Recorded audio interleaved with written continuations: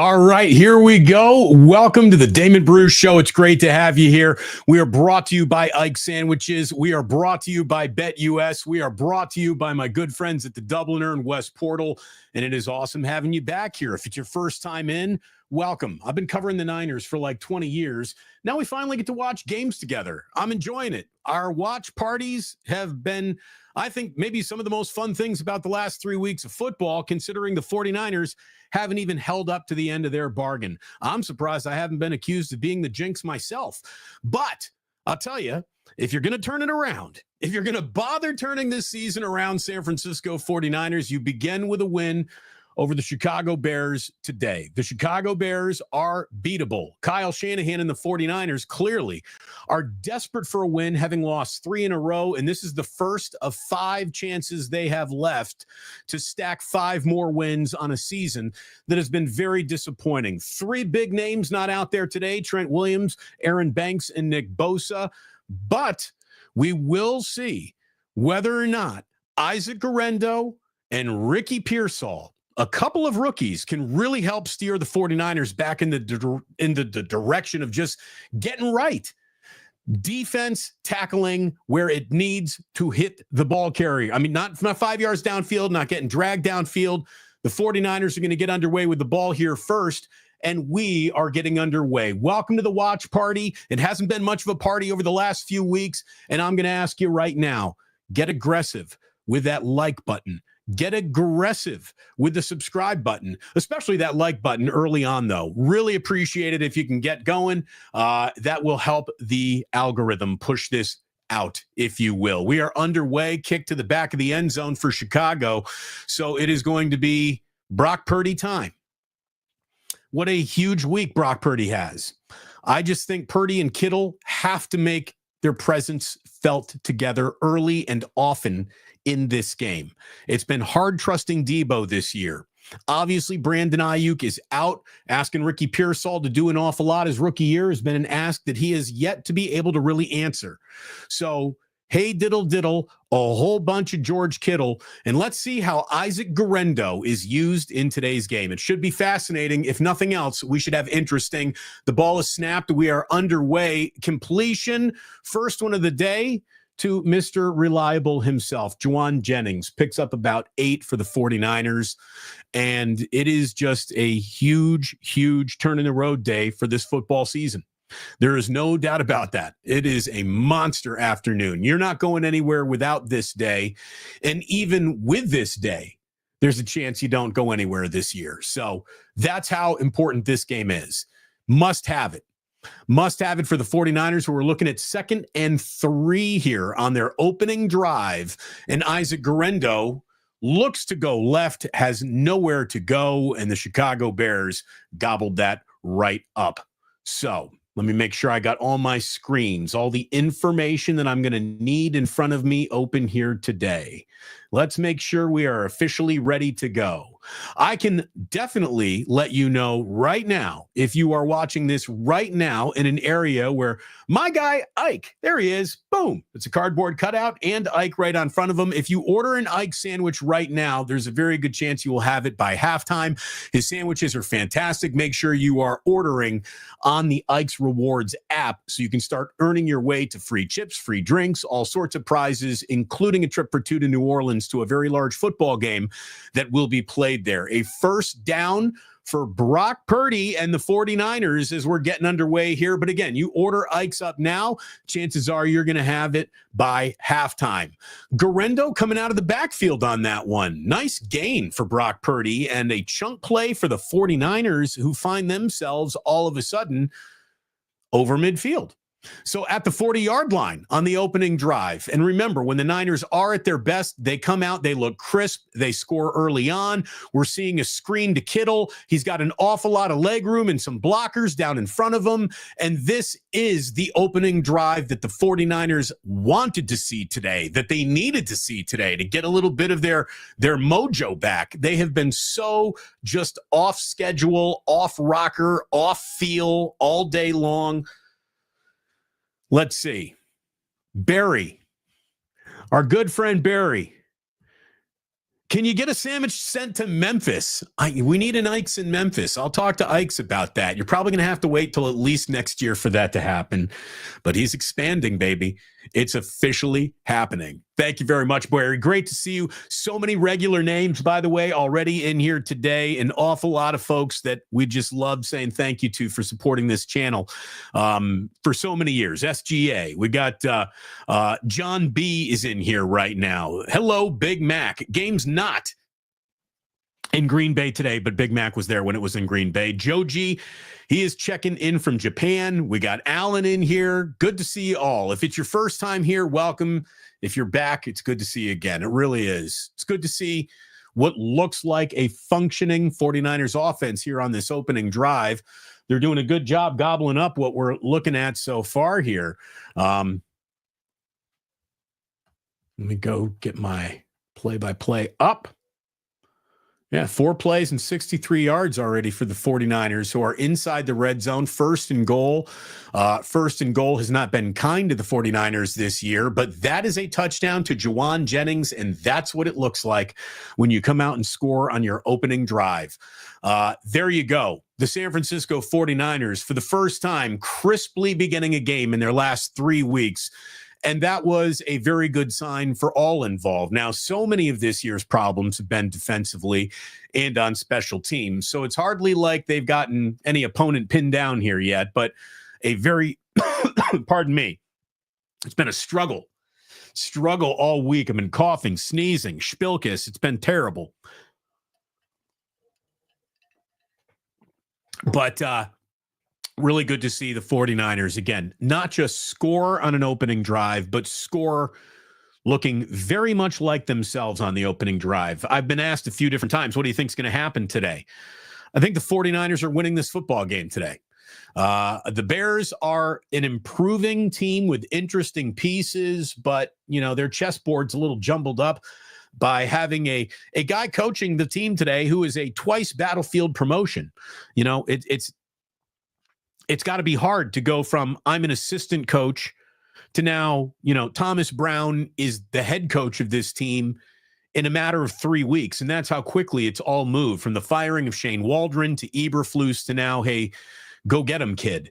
It's been an incredibly compromising situation for Caleb Williams.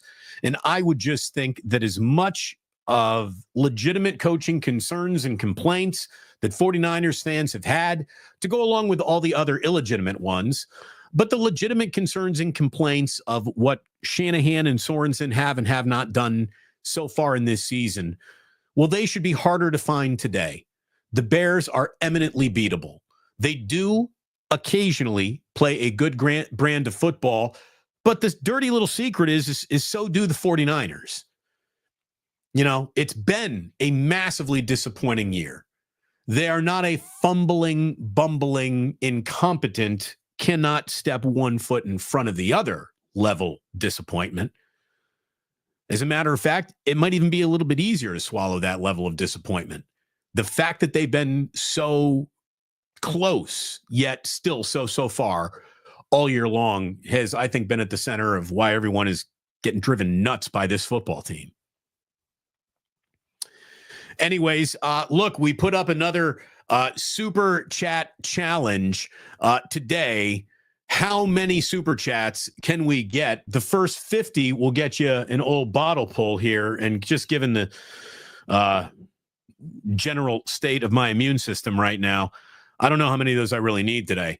But Fuji Simeon, good to see you, brother, says, I've been out sick through the IU playoff seeding. Thoughts on it? My thoughts are, let's go to South Bend and shock Notre Dame. Those are my thoughts. I'm glad we're in it. I thought there was an argument to leave Indiana out with all the strength of schedule, everything that everyone was making. But 1 losses in a Big Ten season do matter. I'm glad the Hoosiers are in. You know, I like our chances going to at Notre Dame more than I like the chances of going to Georgia. I really do. Now, will I make a strong argument that the Hoosiers are going to win that game? I'm not.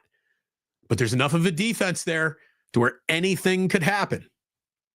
Now, one of the frustrating things about the 49ers is, you know, it's felt like they were on the verge of having enough of an offensive around to where anything could happen. But the offense has been staggeringly disappointing, not only from who's been hurt and who's regressed, but all the red zone struggles. It's just been a slog all year. So a very good trip to the red zone and to the end zone for the 49ers on their opening drive. And now here comes Caleb Williams and the Chicago Bears. By the way, Barry says, for the jar, I've had the crud true since last Wednesday. My lovely wife, Mary's taking great care of me. Well, shout out Mary. I'm glad that behind every great Barry, there's a Mary. And congrats, Barry. Thank you so much. I'm glad that you're feeling a little bit better, I hope. Way to go, Mary. Bay Area Chris says, I'm enjoying a drink from my new Damon Bruce Plus mug. Oh, thank you very much, Bay Area Chris. I really, really appreciate that. I was told by our good friends at this new merch store that I'm working with, Fourth Wall, that if you want to guarantee to have some Plus merch, either for yourself or to give away on Christmas, you need to get your order in by Tuesday, Wednesday, this upcoming week. And for the first time, really ever, merch is now available. It's humble merch, if you don't mind me saying, but it's pretty cool stuff. Danny Golding, who is a frequent listener and viewer, got a mug and a t-shirt. Our good friend Chef A, by the way, got herself a mug. Look at it, holding that delicious coffee that she's brewing whatever morning she was filling that mug up. So that's how it looks. There's some really good looking merch. There isn't much of it. Just white t-shirt, short sleeve, black sleeve t-shirt, and a long sleeve t-shirt and a mug. But we're starting humbly, and we just say thank you very, very much for playing along. 3rd and 7 for the Bears. Caleb Williams has to throw short of the sticks, and it looks like the 49ers are getting off the field. Talanoa Hufanga, by the way, back on the field for the 49ers. And he was part of that tackle. But Bay Area Chris, thank you, man. Enjoy the mug, and we really do appreciate anyone who supports this channel. Again, by being a member, thank you so much. There's merch available, but just hitting like and subscribe and the thumbs up, all of that is just free to you. That's just easy. You just tap a button, and I thank you so much for doing that. Thanks for the supers as they keep on coming in. Better college city, South Bend or Bloomington? Oh, Bloomington is a great college town. South Bend, Indiana isn't nice until you get on campus at Notre Dame. South Bend is nice when you're on campus. Bloomington is a charming town in every little direction. So there you go, Fuji. Thank you very much. Purdy just looked like a $50 million quarterback. He's our guy, without a doubt. RJ Waxed. Cheers, RJ. Thank you so much for the super. And I'm going to tell you right now, that was a great opening drive. Kyle and company got their shit together for the opening drive in this one, and that's good because the time to button up is officially right now. By the way, there you go. Chef A wants you to know she got her mug. Guess what? It works with tea and hot cocoa. It does. It's awesome.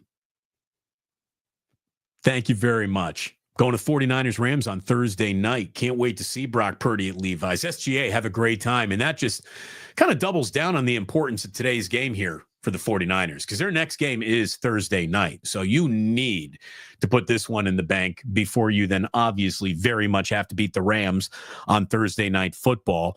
And I'll tell you what, let's just start playing what if.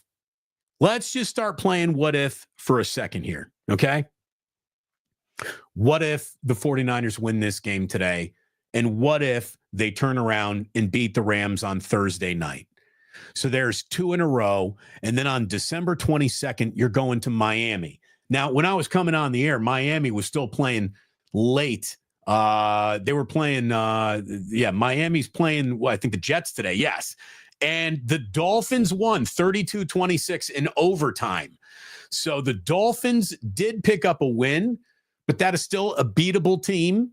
As beatable of a East Coast road trip as I think you're going to find in the AFC East, not named the New York Jets or the New England Patriots. 49ers already beat them. Anyway, as I was saying, you win today, you win on Thursday night, you win in Miami. All of a sudden, you're in a position to host the Lions on Monday Night Football and maybe start branding yourself as the team that looked dead just a few weeks ago, but nobody now wants to play. Now, I think there's some injuries and some moving pieces. And again, McCaffrey's on the IR right now. And if there's another injury in today's game, I don't know how that could be absorbed. But maybe Bosa gets back, maybe Dreamglaw gets back, and then all of a sudden you can start, playing football. What if happy times, not what if it all goes to bad. So very important day today for the 49ers, to say the least. By the way, we are going to have a special guest joining us today in the second quarter. I'm not going to tell you who it is until he arrives, but I promise you're going to like him an awful lot. He'll be joining us right around the second quarter. Here we are. 10 minutes and 8 seconds. Second drive for the 49ers. The ball snapped. We're underway. Purdy with a little play action. Downfield strike to Debo. That is a first down. Nice little design. Debo got himself open. Little comeback right there. And Purdy hit him right on the numbers. Nice first play. Working against Jalen Johnson, too, who is arguably the Bears' best corner. So good win there for Debo.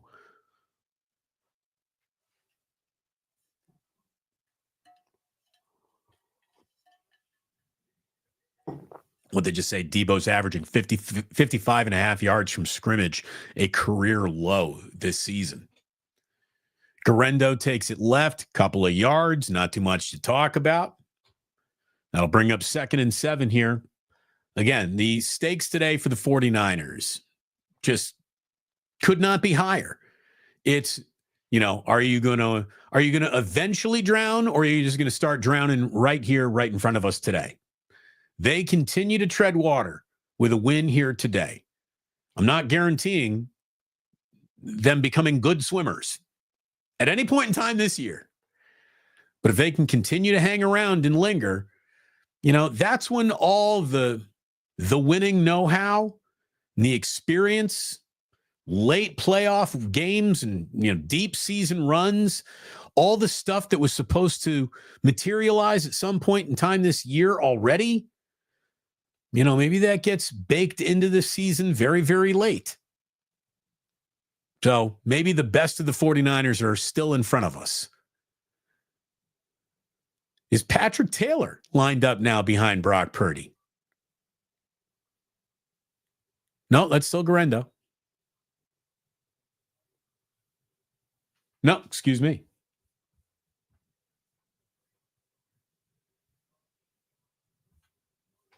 Get my box score.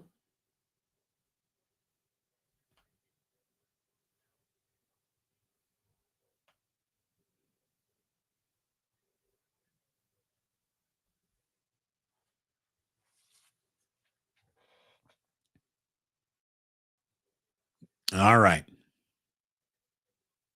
By the way, 7:38, 37, 36, ball is snapped. Hopefully you can get yourself synced up with us over here if you're having a little trouble doing that. I was better at that last week, trying to give you countdowns and sync ups and all these things.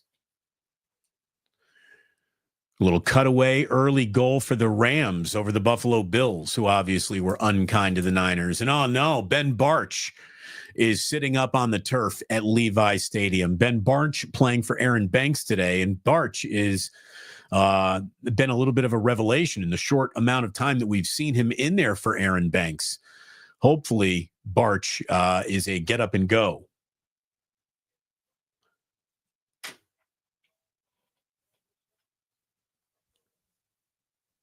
All right. So we got our first official commercial break going on with the game. And let me welcome you once again here. Almost 200 people in the room, trickling in slowly today. We got a special guest joining us in the second quarter. My name's Damon. It's wonderful to have you here. Please hit that thumbs up button, that like button. Subscribe is certainly there. Happy holidays to you and yours. We're getting closer. We had a little brunch with quiche. Quiche means the season is coming. That happened today. So I can feel a little Christmas in the air, and maybe, Santa football will leave a little present for everyone under the tree here, with the 49ers at least holding on to the concept of making this season interesting as we go along. And look, If you want to make things a little more interesting for you, and you usually throw a little wager on a game or two, may I ask you to try our good friends over at BetUS, who are sponsoring today's live stream. Promo code YouTube150 gets you 150% sign up bonus on your first deposit up to $2,000. That is promo code YouTube150 with our good friends over at BetUS. Again, I told you earlier today, if you order Ike's right now, you get a delicious sandwich like this. Look at me. Look at the Damon Bruce. You tell me you wouldn't like to eat one of those right now? That's steak sauce, onion rings, baby provolone. You can get that delivered to you if you live close to an Ike's, and you can probably get it by half times over if you order one from Ike's right now. Available on all your delivery apps, but you should be ordering Ike's right off Ike's app himself. Download the Love Rewards app and start earning your way to free sandwiches, free drinks, free chips, all that good stuff. And speaking of good stuff, it's always going down at the Dubliner West Portal. I mean, with Indiana paired to go to Notre Dame, I don't know how many Guinness I should be drinking, but the best Guinness in San Francisco can be found at the Dubliner West Portal. Get yourself to the Dubliner, and I hope you do it soon. Great guys. Kenny and John are ready to say hello. Tell them that Damon Bruce Plus sent you when you get to the Dubliner and West Portal here in San Francisco. I got to tell you that the San Francisco Guardsman Tree Lot is open, a charity that I have an awful lot to do with. We're sending kids to summer camp and providing educational opportunities, and you can do that by buying your Christmas tree from the Guardsman Tree Lot down at Fort Mason Festival Pavilion, down in the marina. And our commercial break is over as this game comes back from commercial break. Here we go. It's picking up 2nd and 8. Brock, little fake, little tip, little interception, unless Jawan Jennings just wrestled an interception out of the hand of a Chicago Bear defender. Wow. That ball was, I don't know if it was tipped as Brock would. No, it was tipped in front of Jawan Jennings, who comes down with it. I thought that there might have been a real opportunity for a Bears interception on that play. The first break of football luck goes the way of the 49ers in this game. That was big. 3rd and 5 now at midfield. 6:22, 23, 20. Oh, no, another tip ball right at the line of scrimmage. Okay, so we've talked about good omens. Good omens for the 49ers are pretty simple. Things go well early in the game. Purdy's not getting his balls tipped at the line of scrimmage or around him. He's just had consecutive balls batted in front of him. That's not good. That's not good. Ben Barch, though, is not in this game right now. So that's not good either. Ben Barch is on a cart right now. Good news does not travel by cart on an NFL sideline. And he's given the old go get him, Tiger shoulder slaps from his. It's just not good body language and all the way around. It doesn't look like Ben Barch is going to be playing football again today. All right. Hey, you wanted a next man up sport. You get one once again here.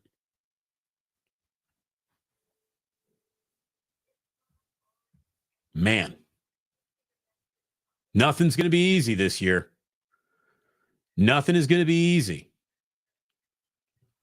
You know, Nick Zakelj going to be getting some snaps here today.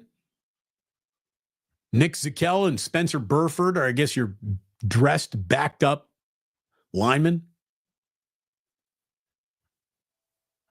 Okay. There you go. Crazy Juice says, damn this season. It's a season that's been worthy of damnation at times. But with a win today, you technically live. You technically live for another day, another moment. Fuji Simeon says, Damon, what are your thoughts on the new Bear Stadium design? I've seen like 9 of them. I don't know if there's a new official one out today or not. I don't know. It just they ruined Soldier Field years ago. That's my only comment on the Bear Stadium. If I were them, I wouldn't leave the lakefront. That's just me. But thank you, as always, Fuji. Fuji, very generous with the super chats. Thank you very much.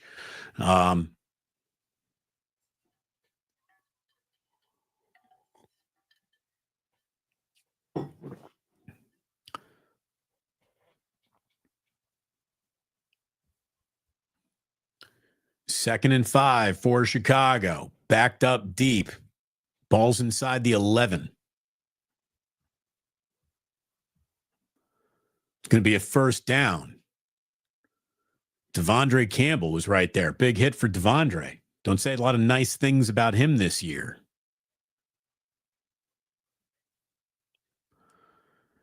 Anthony, how are you feeling? Anthony, I did what? One live show all week last week. I was not feeling good. I still don't feel great, but I feel better than I did like 3 days ago. So thank you very much for asking.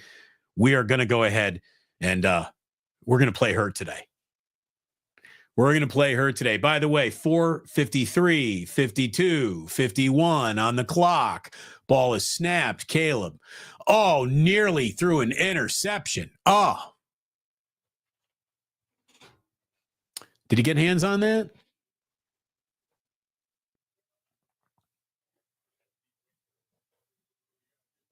Did D. Winters almost get his hands on that? Oh, he did. I mean, it would have been a hell of a catch. Oh, he did. He could have had that. Could have had that. Could have been a pick six. Hey, caught in stride. Yeah, absolutely. Indiana, baby. Go Hoosiers. Beat the Irish. By the way, I'm officially in competition directly with Jed York, me being the most prominent Indiana alumni in the Bay Area, not named Trace Jackson Davis. And Jed York, I guess, is the most prominent Notre Dame alumni in the Bay Area, not named Bob Fitzgerald. I live in Seattle as a 49er fan. That's a tough existence, Drew. You put it, you give it the office. You give it the office.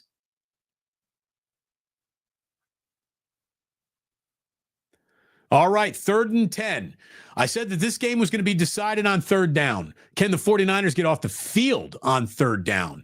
They'd be looking at good field position right here. Caleb Williams is in trouble, and he is going down right there, sacked at the 10-yard line. Yetur Gross Matos. Nice to meet you, young man. Been hurt most of the year. He's just emerged back into the lineup in the last week or 2 or 3. And, we've seen him flash at least once a game. Not a lot of guys flashing at any point in the game. Yetur Gross Matos with a sack of Caleb Williams, making it 4th and 17, and the Bears are going to punt. 405, 404, 403, 402, 401, snap. Trying to help you sync up, my good friends. Sync it on up. Again, always watch special teams with bated breath. Jacob Cowing fields it without incident, comes forward for a couple yards, gets tackled. They don't turn the ball over. Maybe the best special teams play of the entire year right there for the San Francisco 49ers. Jeez. Why has it got to be tough all the time? Fuji saying Jennings for 2 years, $9 million is a steal. There's an argument that he is the best value in all the NFL right now. Like even transcending, well, I guess Brock is still singing, for, peanuts.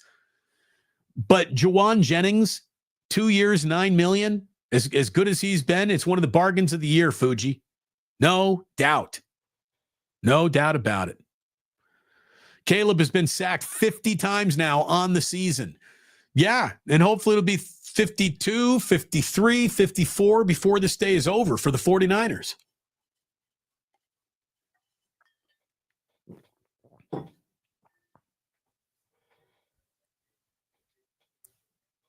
I mean, yeah, it's a little bit early for me to start playing this is a really big series. But it is. This series right here, right now, I think is, a difference maker in this game today. The 49ers are a lot of things we have accused them of being. There are a few things that they didn't live up to being this year, but no matter what your accusations or incriminations are, I think everyone's got to agree they're front runners. When the 49ers get an early lead and something to sit on, more often than not, they win that game. A couple of high-profile 10-point blown Super Bowls, I know got a lot of people feeling the other way, but the truth is them getting early leads is always a winning formula. Most of the days that he's playing, a winning formula for Kyle Shanahan in this offense. So this becomes 14-0 right here. That would just be huge. I mean, the amount of goodwill that the 49ers just got to start feeling again, right? The look good, feel good playoff scenario. 4 quarters of mistake-free football. It doesn't sound like a team that was in a Super Bowl just a year ago should set that as their bar. But I think that's a bar you're looking to clear today. Can you play 4 quarters of mistake-free football right here and now? They almost made a mistake or two in the first quarter, but they didn't. So here we go. 1st and 10 for Purdy. And again, I don't know why Kyle is just coming out throwing, but he's got Kittle. Purdy's got Kittle right there for a really nice gain down to about the 36-yard line. Now, I would like to see Isaac Guerendo get a carry here. Give me a carry to Guerendo. Get Patrick Taylor in there if you got to. But get a running back involved in this game. Make it easy on your offensive line and just go out there and just straight ahead power blocking, 4-yard gain, be on schedule, quit holding your breath on 3rd downs. But that was a nice play. There we go. Guerendo has the ball. Gains about 6. That's good. Ran it to his right side. Okay. Oh, no, he picked up 4. It's going to be 2nd and 6 for Guerendo. Fuji, oh boy. How come the Bears haven't had any success developing quarterbacks? That is a question that you could have asked out loud for the last 100 years, and someone would have legitimately had to come up with some answer. And the answer after 100 years is simply, I don't know. They've made it look harder than any other football team on the planet. Finding, identifying, and having success with the quarterback who plays consistently, this is almost unheard of. Guerendo, nice catch. A little bit of a lollipop there from Purdy downfield. But Guerendo, by the way, Purdy is open 7 of 8, 125 yards and a touchdown, and the 49ers are looking at 1st and goal. Isaac Guerendo had to come back for that one. Did he bring it into the breadbasket? Did he catch it, control it the whole way through? Sure did. Absolutely. That is a catch. That is a catch.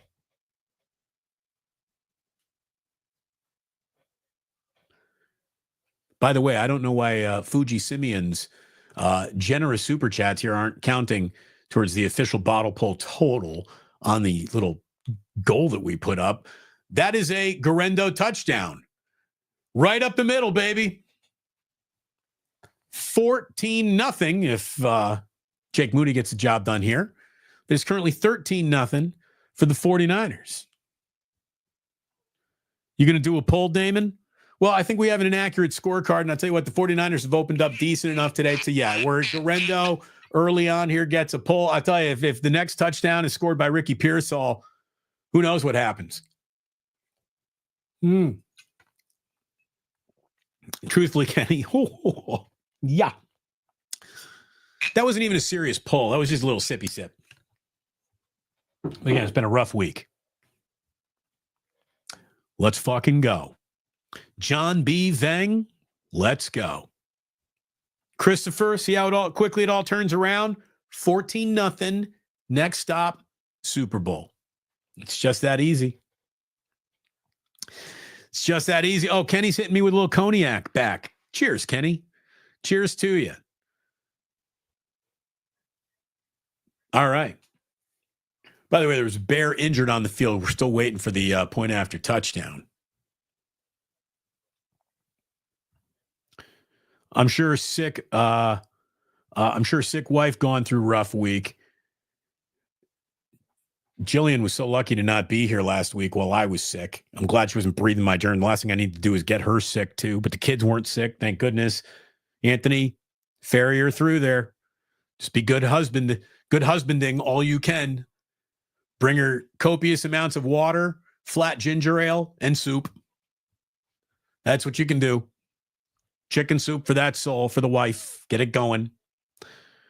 Doing a little Jack Daniels today, Anthony. Go right ahead, brother. So it's always a winner. A little Remy. Some NyQuil. Yeah, I was all quilled up. Sip of the day, hit of the NyQuil. Barry, thank you very much. Timely super chat from Barry. He's looking for NyQuil pulls. Got to go exactly, Chef. Dayquil. It's the daytime. We're just underway here, folks. We're gonna be talking for hours here together, and in a little bit, we're gonna get joined by someone who I think you're really going to enjoy as our second quarter guest today. So stick around to find out who that is going to be. Damon, that was Garendo's third touchdown. Three more than Christian McCaffrey. Two more than Deebo Samuel. It's just an amazingly disappointing year. Win today, start turning it all around. That's all you can do. Let's see, 1981 Jack. Very nice. Oh, Terrence is just rocking the purple drink today. Where'd you go, Terrence? I at least want somebody in my audience making a bad choice. Mike Antic says, Damon, aren't you a Bears fan? What would ever give you that idea? Is it because I keep this within arm's length everywhere I go? I holster it in case anyone asks me what the best defense of all time is. I can just start playing show and tell. There they are. Look at all these handsome defenders. Look at them all. Look at that team. So I grew up a Bears fan. There's absolutely no doubt about it. I grew up rooting for the Chicago Bears. I worshiped at the altars of Mike Singletary and Walter Payton and Dave Duerson. Those are my guys. Love them. When you work in media, you got to kind of put your fandom down a little bit. I'm not nearly the Bears fan that I used to be, but no one is. If I could speak for Bears fans in general, no one is the Bears fan that they used to be, because it has just been a slog through bad, cheap decisions, one right after the other. This is why I truly pray, no longer for Virginia McCaskey's death, but for a sale of the Chicago Bears to Jeff Bezos. He's interested in buying the Chicago Bears. What would the Chicago Bears be if they weren't owned by a cheapskate family who is so married to tradition for tradition's sake all the time that no progress is ever made? Go Jeff Bezos. Well, I could root for the Chicago Bezos Bears.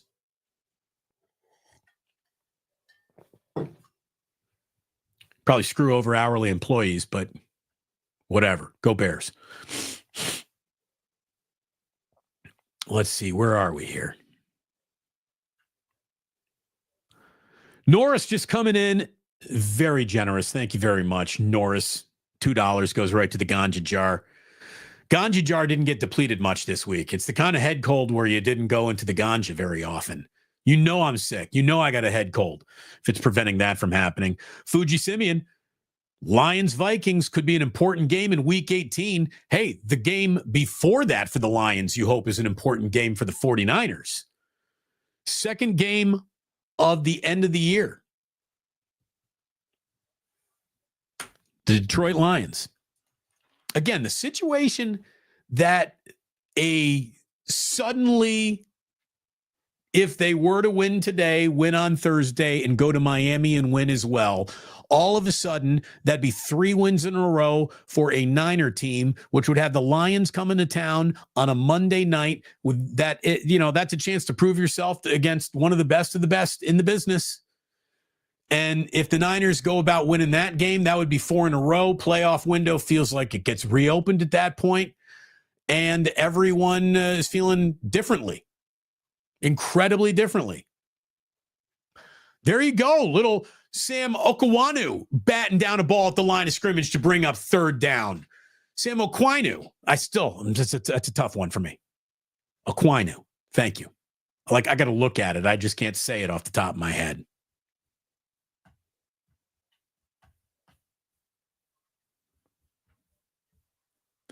All right. 3rd and 7. Another Crucial. Can you get off the field on third down and result in decent special teams field position for yourself if you get off the field right here, 49ers? Leonard Floyd coming hard after Caleb Williams, and he got him. What a rush by Leonard Floyd. Look, for the first time, maybe more than in any other first quarter we have seen all year, the San Francisco 49ers are playing football this afternoon. This looks like the 49ers. Now, again, the Bears are no great shakes. And if you're saying they only look like this against bad teams, that's a problem, but for another day. You can only beat the team that's in front of you. The 49ers are desperate to beat any team in front of them. They haven't beaten a team in front of them in the last 3 weeks. Again, Jacob Cowing doesn't turn the ball over on special teams. This is good news. Joe Young says, D, thanks for sticking it out while 49ers coming out with intensity for the first time since Thursday night in Seattle. Keep it going. Again, they got a little bounce in their step today. A little bounce in their step for sure. Fuji coming in. Bezos interested in buying the Seahawks and Trailblazers from the Allen estate. Rumors are Bezos could inquire about buying the Mariners.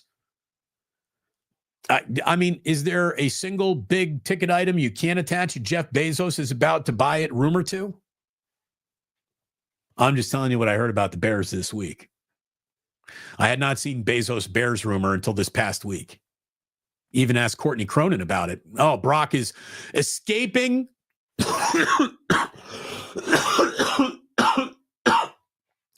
Brock escaped a sack to run into another sack there. Can we get my guy a little pass protection? That is officially the end of the first quarter. End of the first quarter. And let me tell you, it's great having you here. Hit like and subscribe if you would, please. My good friends, it is great to have you here. As always, the live stream is powered by BetUS. Use promo code YouTube150 to save 150% off your deposit bonus when you sign up at BetUS. Of course, you need to gamble responsibly at all times. I want you to order irresponsibly. When you start ordering sandwiches from Ike's, the best sandwich in the business, if there isn't an Ike's near you, I really hope there is one soon. Over 100 locations, California westward, expanding eastward. He's now set up shop in New Orleans, and he's trying to send you to New Orleans. So if you sign up for the Ike's Rewards program, you could win a trip for two to New Orleans to go not only to his new restaurant, but to a very large football game that'll be played there in February as well. Our good friends at the Dubliner, as always, the best Guinness polls in all of San Francisco. Dubliner, West Portal. Go say hi to Kenny and John and tell them Damon Bruce sent you. I hope that you go ahead and hit like and subscribe, my good friends. It's that easy. It takes no effort to support this channel at all. But if you would like to become a member, memberships are available. And merch is available for the first time ever. And I've been lucky enough to have a few of you offer up some spokesmodeling opportunities. Again, Chef A making coffee. Look at the mug. I don't know if that's warm coffee smoke or she's smoking weed already and having a wake and bake herself, but that's Chef A. She got a mug. It's a good looking mug. Check it out. Our good friend Danny Golding, he got a mug and a t-shirt. Thank you very much. It's good quality stuff. We thank very much to be partnered with Fourth Wall in order to put this stuff up. We're glad that we are. This logo is all over all the t-shirts, the mugs, the everything. And we thank you for supporting what we do around here. Hit like and subscribe if you would, please. And I guess I got to let you know, if you want that merch, if you need that merch, you better get your merch before we officially get to Tuesday, Wednesday this week, I think is the last day that they can guarantee your merch to be back, but to get to you by Christmas. So you got to order it soon if you're interested. Carson Beck injury looks similar to Brock's UCI. Yeah, man, what is that going to mean for Georgia in the playoffs going forward? That's going to be something to monitor. Hopefully it's not that serious for him, though. Well, as I told you, Every now and then, we're going to be very lucky to welcome in some second quarter guests to the program as the 49ers are off to their best start of the year.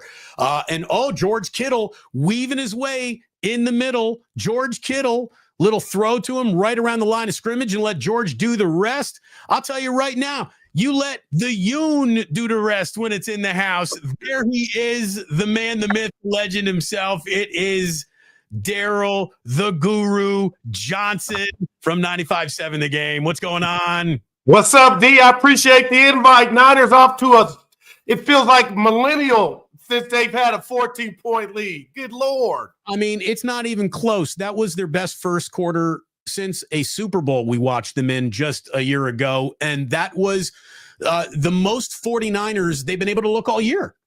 Yeah, and Damon, I hate to put the rat on the table, but the fact of the matter is Niner fans are watching that other game in Arizona if you dream of playoffs, and you should be, right, if it's about the postseason, because they don't control their own fate. But I got to tell you what, I thought your Bears would come out a little stronger, but the Niners look like, you know what, these last 2 weeks we've been embarrassed. We hate the conditions, so they look hungry, and they're undermanned. So I'm a little shocked that it's 14-0 early.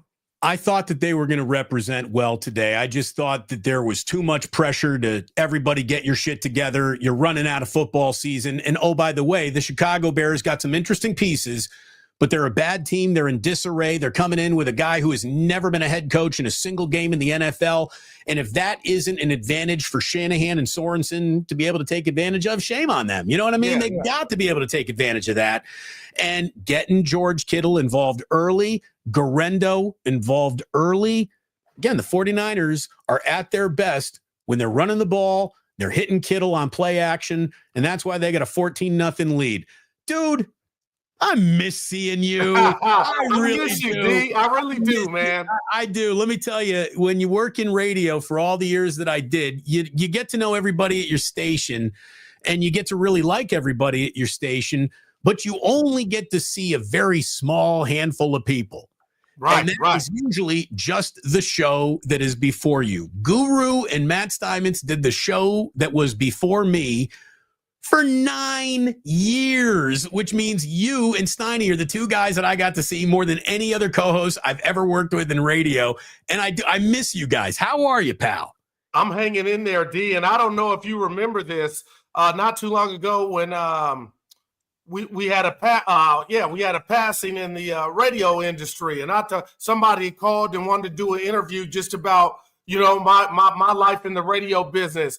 And dude, with Zachariah on those Thursday, Wednesday, and Tuesday nights, you and the lovely Gianna could have smashed, been Mr. Big Head and Miss Big Head.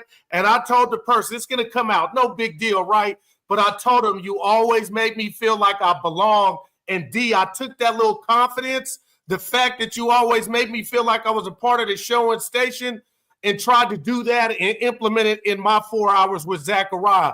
Those are the things I never forget. And D, I don't believe I thanked you for that, man. So I'm doing that now. No, well, I appreciate that. It's really easy to, to throw a little money on a good investment. And I just knew that investing in you as a host was a smart thing for the state. And by the way, look who's in radio now and look who ain't. You know what I mean? Stop. I'm so happy that you're so successful. You and Steiny are, I think the best show on that station. At least, I love listening to you guys. I've listened to you guys for years and years and years. And I love the morning show. You know that. Willard and Dibbs are my boys. I begrudge them nothing for taking over my time slot. But you and Steiny are the guys that were on my radio when I was driving into that building every single day. By the way, big 3rd and 8 here for Brock Purdy and company. Brock surveying the field from the pocket. He gets it to Jennings, who is stopped just short of the line to gain. And I think we're going to have a 4th down play here, Guru. Wow, man. I think we're going to have a 4th down. Now, I don't know if I'm ahead of you. This is supposed to be a watch Just party. A little bit, D. Just a little bit. I'm like, no, it's 2nd down. But, yeah, it's all good. I love it, man. Are they going for it? Well, so I think they're getting a measurement out here. They're getting a measurement. But I do Damon, think. Let me ask you something about Jennings real quick. By the way, I would go for this. I don't want to ruin your play. Give it to me. It does look like Kyle is going to go for this, or at least set up to try to draw the Bears offside here before he, kind of pussies out and takes the field goal. I would go for it. It's step on a neck time, Kyle. Yeah, no doubt about it, D. It's step on a neck time. It really is. I would go for this. And look, if you're the Bears, I think if you want to get back in this game, you stop the 49ers right here. But no, this play clock's coming down. We're going to get a timeout. We're going to get a talk about it here. Looks like there's some confusion. Go for it. All right. Hold on. What do we got going on? Either way. Anyways, we'll get back to this play when they start running it. There's freaking all kinds of little huddles and meetings. And now I see a red flag in Kyle's hand for some reason. I think he's challenging the spot initially. I thought Jennings was short of the game, short of the line. Yeah, I just saw it too, D. I think he's short. And I don't like the red hanky on that because you're telling me you don't want to face the decision to go for it. You're up 14. The last 2 weeks have been hell. Go for it and put your foot on the Bears' neck. Yeah. You don't get it, D up. Absolutely. I mean, it's one of those, it's not a fourth and a long one. I think it's fourth and quarterback sneak it. This should be gettable, but look, 49ers, I think, get spooked when it comes time to make a big decision in the red zone because it just hasn't gone well for them all year long. Today, maybe the day you start turning that around. So again, I just like the way that this offense is going today, Goo. I would want to see I'd rather see them get stuffed on fourth down than have the field goal up 17-0. I really would. I want to see him go for it here. I do. That's what I'm talking about. You had, and you're up. You got your four. Goo, you're jamming up a little. You're jamming up. I'm with you, D. You were you garbled there for just a minute. You got a little garbly. I think we got some Wi-Fi issues over on Goo's end. You see me, D? There you are. You're back. You're back, baby. Okay. Oh, man. What happened? Star Trek, man. Seriously. Set phasers to stun. Dude, I love that. I loved it better than Star Wars. I'm a nerd. I love Star Wars, D. But don't sleep on Dr. McCoy and William Shatner, man. Star Trek guy. Okay, Star Trek guy. I didn't have that. Did I say? I'm all of it, guy, but I like Star Trek is up there. By the way, this is so funny. Did I say this? I was so excited to bring him on. I blew it. Did I blow it? Did I call you Darryl the Johnson Guru? I did. I didn't say Darryl the Guru. My internet is so bad. I don't know. I got the highest speed, so I don't know what happened, D. If you did, I didn't catch it. I heard Darryl. I say we're good. That's Darryl my dude, DB. Dude, look at it this way. If it's Darryl the Johnson Guru, congratulations to the wife. There you go, man. Speaking of wives, tell the lovely Jillian and the boys hello for me, for real, D. I will. I absolutely will, man. I will let them know. It was so much fun when we all got to hang out at the Mark Ibanez. But by the way, hold on. Here we go. It is fourth and one. Fourth and one. QB sneak. I think the Niners got that. Fourth and one. If that ball is getting spotted where that ref is coming in, Kyle went for it on fourth down and he got it. It was QB sneak all the way. There you go. See, this is what big boy football looks like, Guru. Especially when you're up. There should have been no question. Just go for it. I wouldn't even been mad if you didn't get it, D. You're up 14-0. Kill shot. Totally. By the way, Barry Ford's coming in with a super chat saying, Guru, live long and prosper. Oh, man, let's hope. That's all you can do, man. That's all you can do, DB. All we're trying to do. All right, so 1st and 10, 49ers, red zone living. That's where they are here again. Garendo, not a lot up the middle, but that's all right. Here we go. We run a play on first down, but thank you very much, Barry. Again, everybody like and subscribe. For those of you who don't know Guru is after middays on 95.7 The Game. Him and Matt Steinmetz have as entertaining and fun of a sports talk show as you're going to find anywhere in the Bay Area right now. I know that the two of you pulling your hairs out over some of these Warriors rotations. Jesus, D. Let me get off some of those before we get out of here, please. Okay. Screen to Debo, but he's not fast anymore, so he gets gobbled up. What do you make of that, D? Is that on him or the system failing him? I didn't like the whole Pepper thing. You do that when you're all pro. I didn't like that anyway. But we had Baldiani called him a gadget kind. Cosell called him a gimmick. Where are you at with long as you've been watching football? Do I dare say the demise of Debo, or have they caught up with the system? So I think the system has had a rough year, but that's true. But then Debo inside of that system is having an even rougher year. He just, look, by the way, Juwan Jennings, middle of the field, wide open, untouched. Those are called touchdowns. And this is about to be a 21-0 lead over the Chicago Bears. Being aggressive pays off for Kyle Shanahan and the 49ers, who are now in a more comfortable football position than they have been in any football game all year long. It's amazing. Wow. And they needed it. Yeah, they needed it, D. Guru, you and I come together. Look what starts happening. The whole world starts smiling again. It's what it is. Yeah, Ayuk who? Oh, my gosh, man. Mason who? McCaffrey. What did you make of McCaffrey real quick, D? Man, that was crazy. Yeah, it's really too bad because he had finally, I just thought like he was playing well. He looked like McCaffrey in Green Bay more than he looked in good conditions. Wow. And then he gets hurt, gone, giving himself up on that play. You just knew something bad happened. And whether he rejoins the party at any point in time this year, I don't think you can count on it at all. Maybe Mason, but it's time for this team to stop worrying about what isn't there. Yeah. Like all the, here's the problems. Here's the wish we way. It could have been like, none of that matters anymore. This is who you are right now. This is what you got left. And I don't know if Nick Bosa is coming back. Leonard Floyd, Sam Aquinu play better. They are today. And that's why this game is looking good. Now the Bears also have a bad offensive line, but this is some of the best defense and the most in-rhythm offense we've seen out of this team all year, Guru. By the way, it is a commercial break, which means let's get in 30 seconds on the Warriors and why they, started like gangbusters and then have kind of gotten busted up since.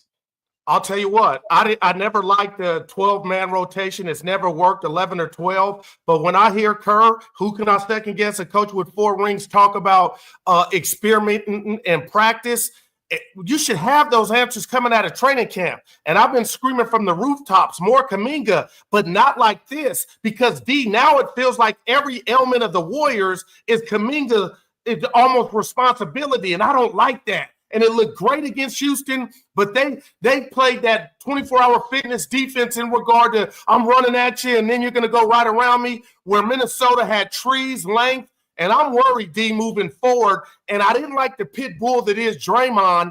And I get what he was saying. With whatever's ailing him, I'm okay coming off the bench. And I'm just thinking to myself, D, we're too late in the game not to have the answers, man. And Curry, I hope what I'm seeing is the bilateral tendonitis in the knees.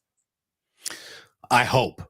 No, I mean, first of all, bilateral tendonitis has never been an issue in Bay Area sports history, and we've gotten bit by it twice, right? I mean, freaking something that I said out loud before this year. I have said out loud way too many times this year about 2 of the most important players in all the Bay Area sports pantheon right now, and McCaffrey and Steph Curry. But I want to see more Moody. I want to see Pajemski just be told to sit down and do a little less. So Moses Moody can do a little bit more, please. I don't understand what Moses Moody has to do to get all the way out of the doghouse and get it like a real month in the rotation. I can't figure it out. It's incredible, D. And a lot of people find it offensive, and they shouldn't, but we can't ignore it right on the table that is. Pods has been afforded a luxury that Moody and Kuminga hadn't. And D, maybe real quick here, it's as simple as they were drafted on teams that had championship aspirations, and Pods came in when they didn't make the playoffs. But he rebounds and gives you everything, D, but I'm with you. For Kerr to go off the other night, I was like, man. Yeah, no, it's It was, here's the thing. Like, why does he have to hope that Pod sees that? Like, go tell that to him yourself, Steve. No doubt. Anyway, here we are once again. We're playing football at Levi Stadium. 1st and 10 for the Bears. Caleb Williams rolling out. Picks up about 5 there to DJ Moore, who takes it out of bounds. But again, a 21-0 lead for the Chicago Bears. And Guru, you agree they look better than they have at any single point in time all year long in this game. Do you think Nick Bosa is back in the mix before the end of the regular season? I do not, DB. I do not. And he's got, I believe now they said the other oblique. I think you shut him down. So hopefully I'm wrong. D, they got a game Thursday against the Rams. I know. So to answer your question, I'm saying no, D. How about yourself?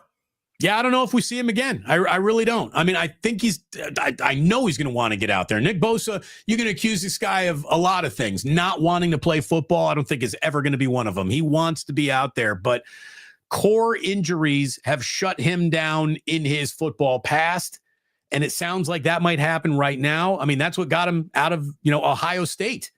He had a core injury and he had surgery internally. So I hope that he can come back. I really do. But I wouldn't bank on it. I wouldn't bank on Dre Greenlaw coming back and being able to really give you what you need. But Malik Collins all over Caleb Williams, comes on up.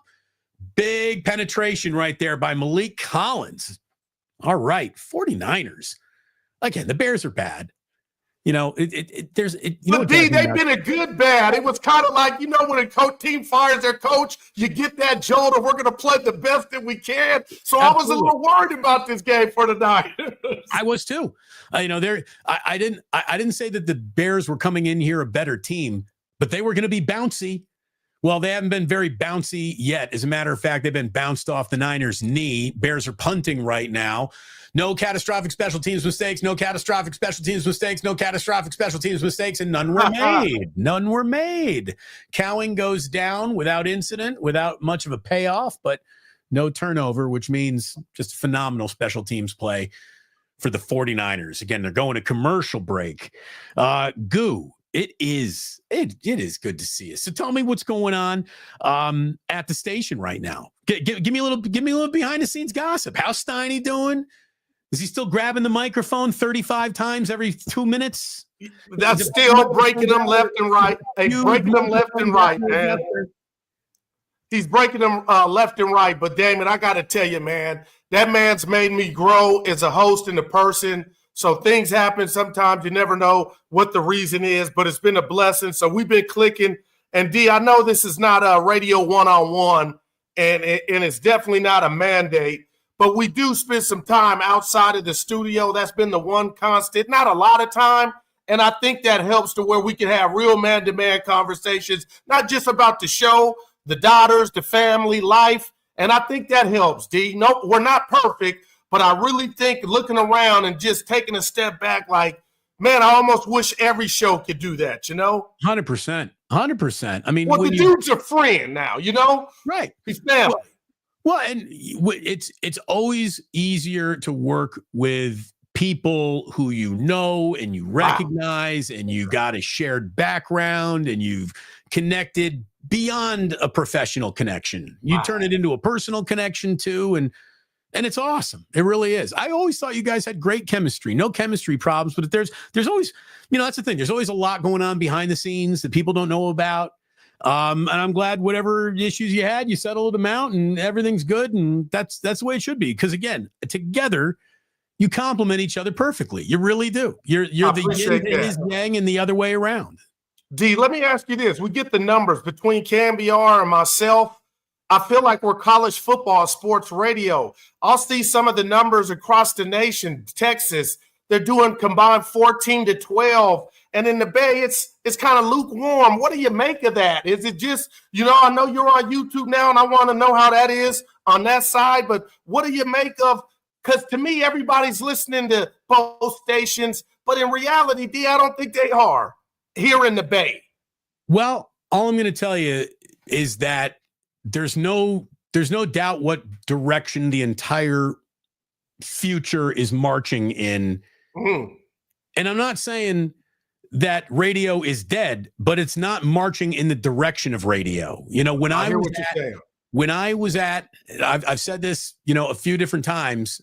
I'll tell this to you too. I thought this really stood out when we were all in Las Vegas together at the Super Bowl this year. Okay. You and Steiny were sitting over in the corner. You were doing your radio show, and you also had a YouTube component. They had all these other content creators on Radio Row, and all the content creators had no radio component attached to them. Every radio station had a YouTube component attached to them.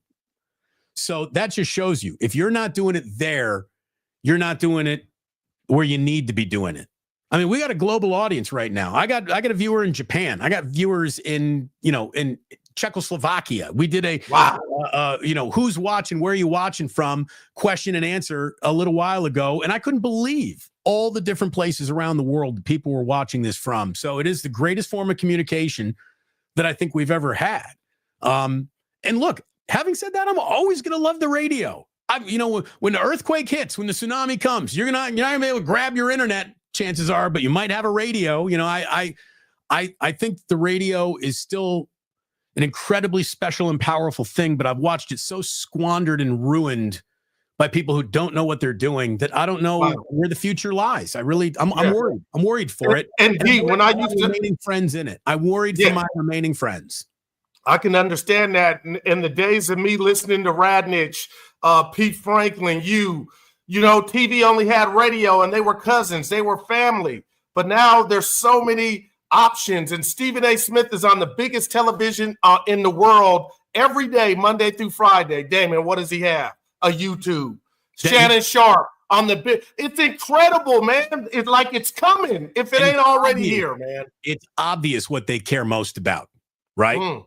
If those smart animals are saying this is more important than that, you got to acknowledge that. Yeah, you got to pick up the direction the wind is blowing. A wide open George Kittle, who is rumbling inside the 5-yard line. The Chicago Bears are in an awful lot of trouble once again.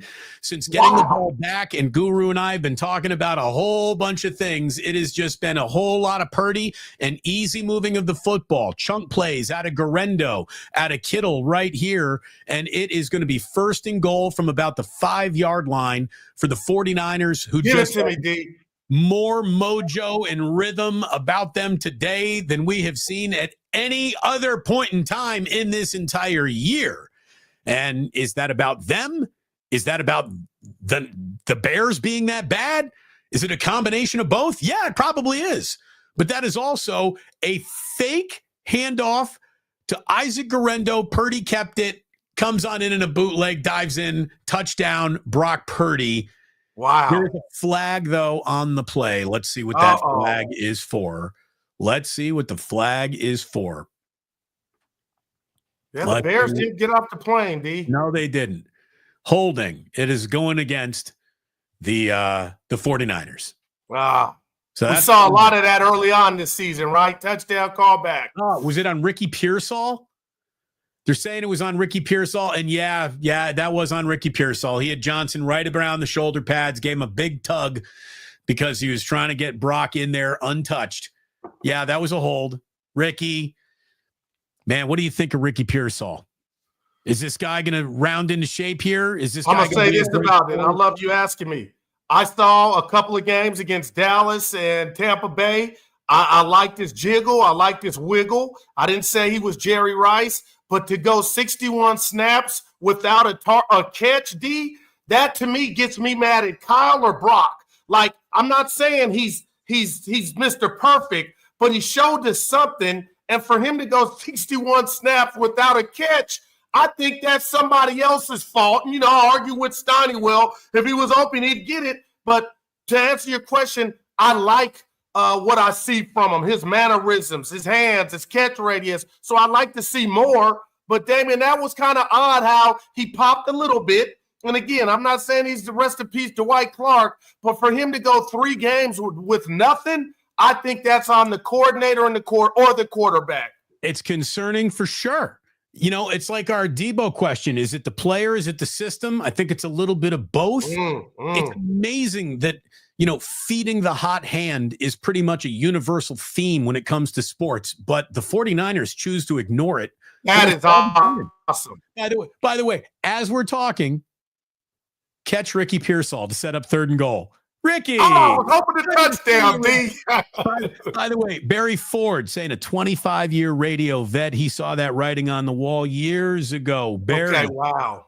Barry, that's good, man. I tell you, I'm glad you got out while the getting was good. And look, if you're lucky enough to still have the opportunity, you don't leave the seat. Remember, that's the best piece of advice I've ever given you. Keep the seat as long as you told me that. No doubt about it. Keep the seat. Keep the seat.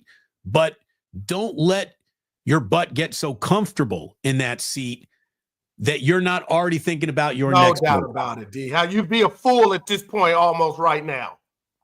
I should be, look at it this way. I don't know if I should be an industry-wide canary in the coal mine. Right. But for you, I should be a canary in the coal mine. You know what I mean? Like any host at 95.7 The Game, I might not be an example to Jim Rome, but I'm probably an example to you. Yeah, no doubt about it. And I'm not mad at you, baby. All day. They called the timeout, huh? Yeah. We got a timeout here. We got a little commercial. Let's do a little business, by the way. I got Darryl Guru Johnson from 95.7 The Game. It is so good to have, and I really do mean it since he was nice enough to give me some compliments. People are either a little phony or you can tell they're true hearts. Wow. I got a true heart right here with me, right here, right now. Wow. This man has got a true heart. He is the real deal. The guy that you meet today will be the guy that you meet tomorrow, will be the guy that you meet on his best day, on his worst day, on the air, off the air. This is just who you are. That's a genuine article right there, man. That's why you and I always got along like peaches and cream, because I appreciate that, dude. I like genuine articles. And this is why I also have always really liked Matt Steinmetz. Now, Steiny and I never had any moments of loving, none of this, but he is who he is to a fault. It is who he is. He's not. People flock to him, D, because he stays true. I watch it like they love you because you don't play the game. No, it's I like people who are genuine. This is man. This is why Ray Ratto and I got along. No doubt. I loved it. Because Ray is the most genuine just son of a bitch there ever was. He really is. He's not playing. He's not joking. He's not acting. It's who he really is. And anyone who they are, if they really are who you are and be that person consistently, they're all right by me. I think that's why the 49ers have been so frustrating this year, because we know who they really are. And they're not this. They're not what we've seen this year. They're not incompetent coaching decision after incompetent coaching decision after untalented slowing down player after slowing down. Or maybe they really are, and that's how quickly everything changes in this league. 3rd and goal. We're back, Guru. Give it to me. 3rd and goal. We are back. I was going to say, give me a Pearsall touchdown, D. Let's go.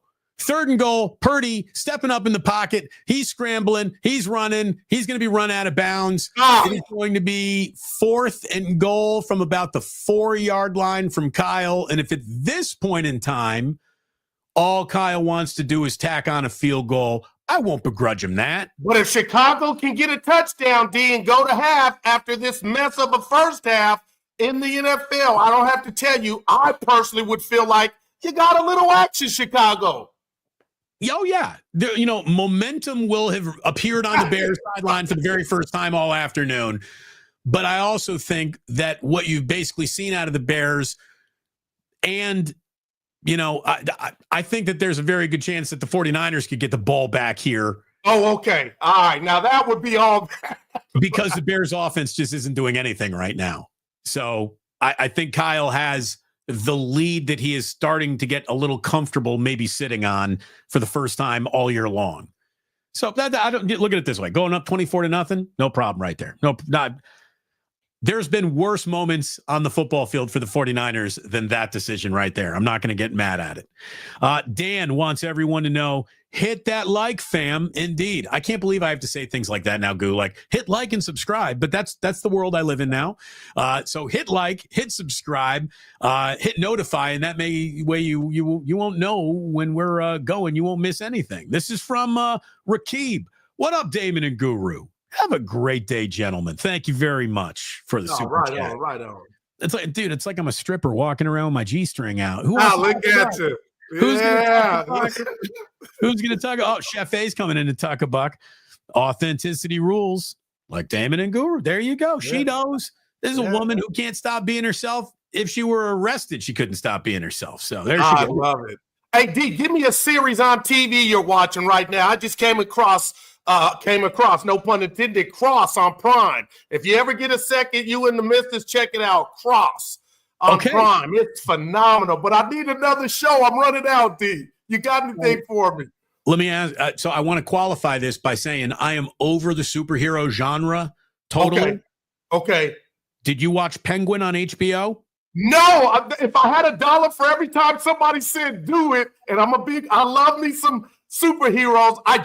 I'm afraid to, D. I don't want to be disappointed. It's the most interesting characters we've seen developed on an HBO series since like The Sopranos, The Wire, Deadwood. It's like if Game of Thrones was successful because it was like Game of Thrones. I always described it as Dungeons and Dragons meets Sopranos. Oh man, the Penguin is comic book movies meets The Sopranos. I cannot. It's on the night, D. Before I go to bed, episode 1 will be watched. Man, the woman. Okay, I love that. The woman. I don't even know the actress's name, but the woman who plays the character of the crime boss's daughter who gets let out of Arkham, the Hangman. I know she's a woman, but her nickname is the Hangman. She is the most interesting character on television since maybe Al Swearingen in Deadwood. Wow. Like she's Deadwood, dude. She's that. Wow. It's that good. We got our 2 kids under the age of 5. We can't get into many freaking TV series right now. I've been there, D. Right. We did catch the Penguin, man, and it's legit. It really is. So okay, I'm glad I asked you that, man. That's my recommend. And what you're calling it? Case? You said Case? No, Cross. Cross.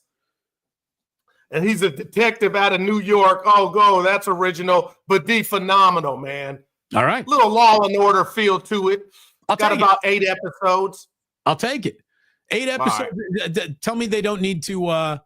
It's not like I got to watch 9 seasons and seasons 3 through 6. Oh yeah, no. They're on one, baby. Okay, good. That's what I need right now. All right. So can the 49ers get off the field here and make like even more miserable for the Bears? We've got a little tackle. Renardo Green, the first up there to take down the ball carrier, and it is hurry up offense time for the Bears, who are trying to run back to the line of scrimmage. 2nd and 4, minute and 30. Bears do have all 3 timeouts. Look at me doing my Greg Papa impression. Look at it. Again, Caleb loads up, but has to throw underneath the sticks. Devondre Campbell sucked all year long. He has been terrible, D. A little bit better, though. Just the last few weeks, he's at least making plays. I'm saying his name. It's 3rd and 2.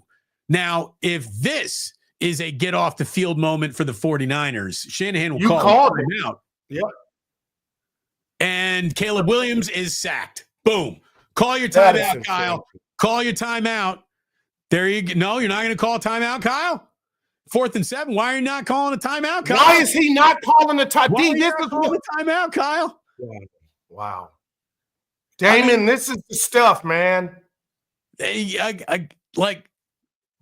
is the stuff we talk about.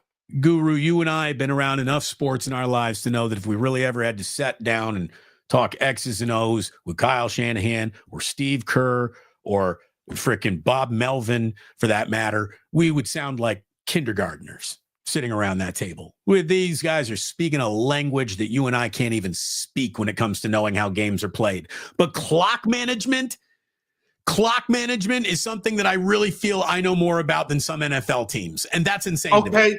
Damon, the 19th Super Bowl, John Lynch, the Hall of Famer, is in the suite with his hands shaped as a T, telling his head coach to call timeout. Like, where's the great ones go for more, D? I just can't believe that. Hey, it's 24-0. I get it.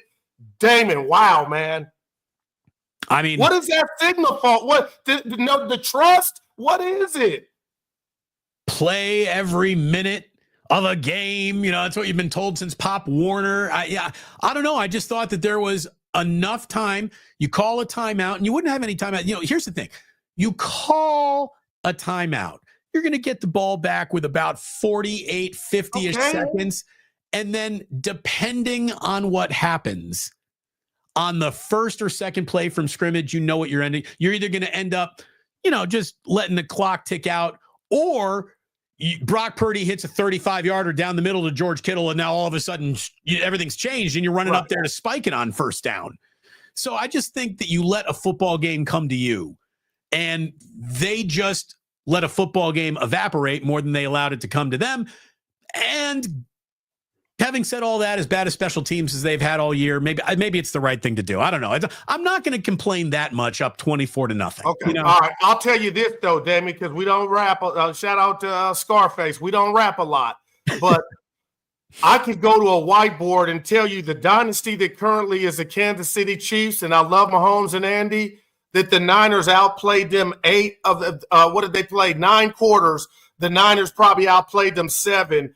Kyle's not running the ball in the first Super Bowl in 19 when they were gashing them. They should have beat the Chiefs. Not to know the overtime rules and the pass protection breakdown on the 3rd and 4 that could have won you the Super Bowl. You would have bled the clock. D, those things matter. And when I heard all this nonsense about trading, I'm like, you know what? I would never disrespect myself and Kyle to say he should be traded or fired. That's crazy. But, Damon, how many coaches have lost 2 Super Bowls and come back and won 1 in that city? I'll wait for the answer and help you. None. So if it's about winning Super Bowls, I do drive around thinking, can Kyle buck that trend that's never happened, man? But my point in all that is he's been in his own way with time management. Absolutely. Absolutely, he has been. And it's hard to understand why somebody who has so much attention to detail just dripping all over him at all times. You're right. How about the, okay, so time management is, it's hard to define, I guess, what that is, because it's got so many different movements and changing. To me, special teams has been such a sore spot all year. And really, not just all year, but so many years in a row with Kyle. Why he's never prioritized that? And I don't understand it. And don't tell me, well, he drafted a kicker in the 3rd round. Those are not my special teams complaints. Like, my special teams complaints rarely involved a bad punt or a missed field goal as much as it is look at kick return. It's dreadful. Look at kick return defense. Look at punt return defense. Cost you the Rams game, Yeah, punt the games. Yeah. So why is that forever an overlooked position for the 49ers? But look, here's the deal. You can only worry about the day. And on this day, not only are we getting to talk to our good friend Darryl Johnson from 95.7 The Game, not only do we get to hang out with him, we get to go into halftime with what is a 24-0 definitive lead. And if you don't mind, Guru, it is halftime. Let's look at some halftime stats. 258 for Brock Purdy, 16 of 18, and a passer rating of 155.8. Brock has been essentially NFL perfect so far in this game. Only 27 passing yards for Caleb Williams right now. Wow. He's been sacked 4 times. Garendo getting 5.6 a carry. That is the good news that the 49ers needed, with McCaffrey and Mason not playing today. Debo, 3 carries minus 3 yards. Can we knock that shit off, Kyle, please? Look at this right here. It's hotting up. All you need to know about why things are going in the 49ers direction today. Hey, diddle diddle. Look at George Kittle. 5 catches and 138 yards. Guru, they're feeding the beast. Yeah, and I here again, it's not just about me, Damon, but I hated the notion when Kelsey was doing everything under the sun, one of the best receiving, if not the best receiving tight end in NFL football history. I always thought Kittle was a mismatch. We think about that one play in a regular season game in New Orleans years ago where he dragged the whole secondary down the sideline. I always said I wanted to see him more featured. He's a great guy because he doesn't throw a tantrum, but I was always told, even by the coach, he needs the block. Well, I said, that's dysfunction. You get a good O-line, you can release the bull, but this year, Damon, this man, when he's on the field, has been getting his shine, and I love it. And I love it more that he's never complained because, D, if I had been him and I know what I'm capable of and you got me in blocking, we got 5 dudes for that, Jack. Send me out and help. Maybe we might have a Super Bowl, D. Look, I'm not. You know how narratives build. You know how things go. Ready? Let me play a little predicting the future if things start going right for the 49ers. Let me tell you how it works, Guru. Because look at this right here. Look at this shit right here. Total plays. 319 yards. The Chicago Bears have 4 yards of offense.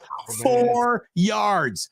1, 2, 3, 4. The Bears have double the yards as there are current and former radio hosts on this YouTube channel right now.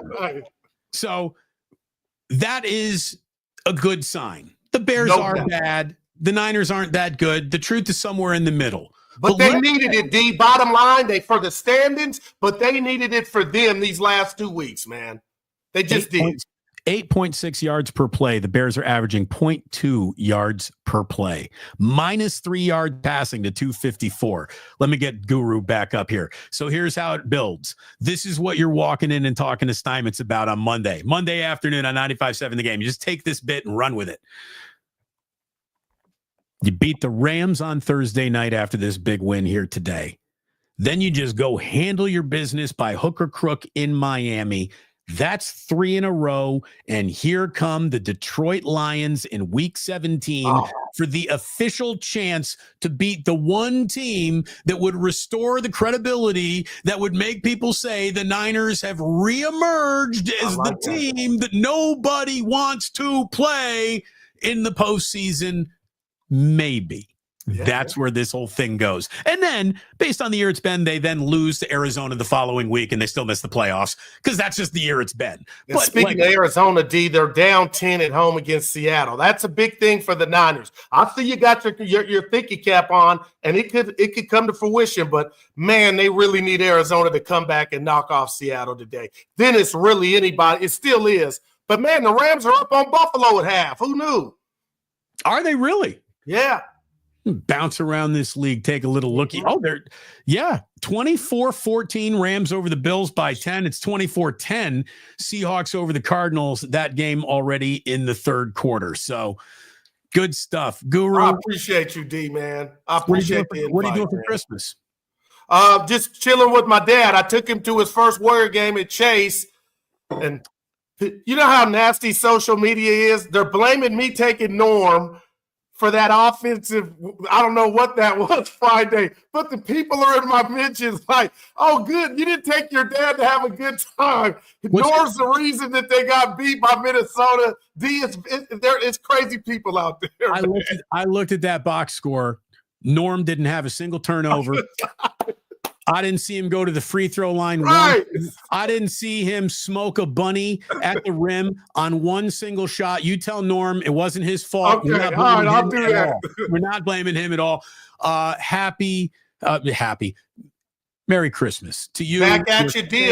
You know where I'm at, man. You do the same to yours. Look at the hair. Show everybody the new hair. Did you see the new Gladiator too? And but I brushed it back down, D. I just brushed it back down. So now the wife's like, you did it. It's just a regular all lay down. Waves are natural. All day long. That's natural juices and berries, Damon, coming to America.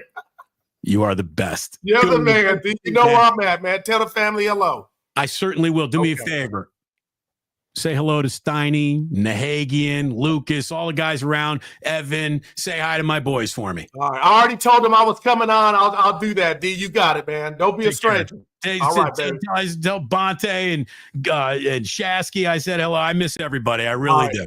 All right, Take I'll care, tell pal. them, man. They miss you too. All right, D. There he is, Okay. Darryl the Guru Johnson, one of the best guys you will ever meet in your life. Fantastic show, Matt Steinmetz, middays, 95.7 The Game.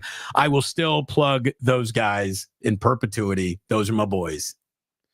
And yes, just let your soul glow. You know it. Thank you, Otis Bird. What a treat. I thought so too, man. When I put that together this week with Guru, I said, everyone's going to enjoy that on Sunday. I thought Otis is going to enjoy that for sure on Sunday. Look, what a great half of football out of the San Francisco 49ers against a bad Bears team. But that was an extraordinary half of football under any and all circumstances, especially for a team whose, credibility we have thoroughly doubted. It was a dominant half of football. One of the more dominant halves of football any team has put against any opponent in the NFL this year. I don't know how often we have had halftime yardage differentials of a 200 and no, excuse me. Wait a minute. We have a 323 yardage differential going on. No, excuse me. Forget about me trying to do differential math. The 49ers have outgained the Bears 319 yards to 4. 319 yards to 4. That's a pretty good damn first half. That is a good first half for the San Francisco 49ers.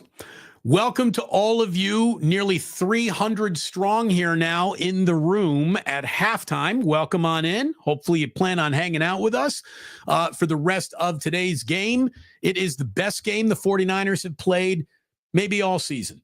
I can't think of one that stands out as a better half of football. They played a really good third quarter against the Dallas Cowboys. And I think the goal, if you're Kyle Shanahan and company, your goal is to simply make no mistakes over a full 4-quarter football game. Play mistake-free football over the next 2 quarters.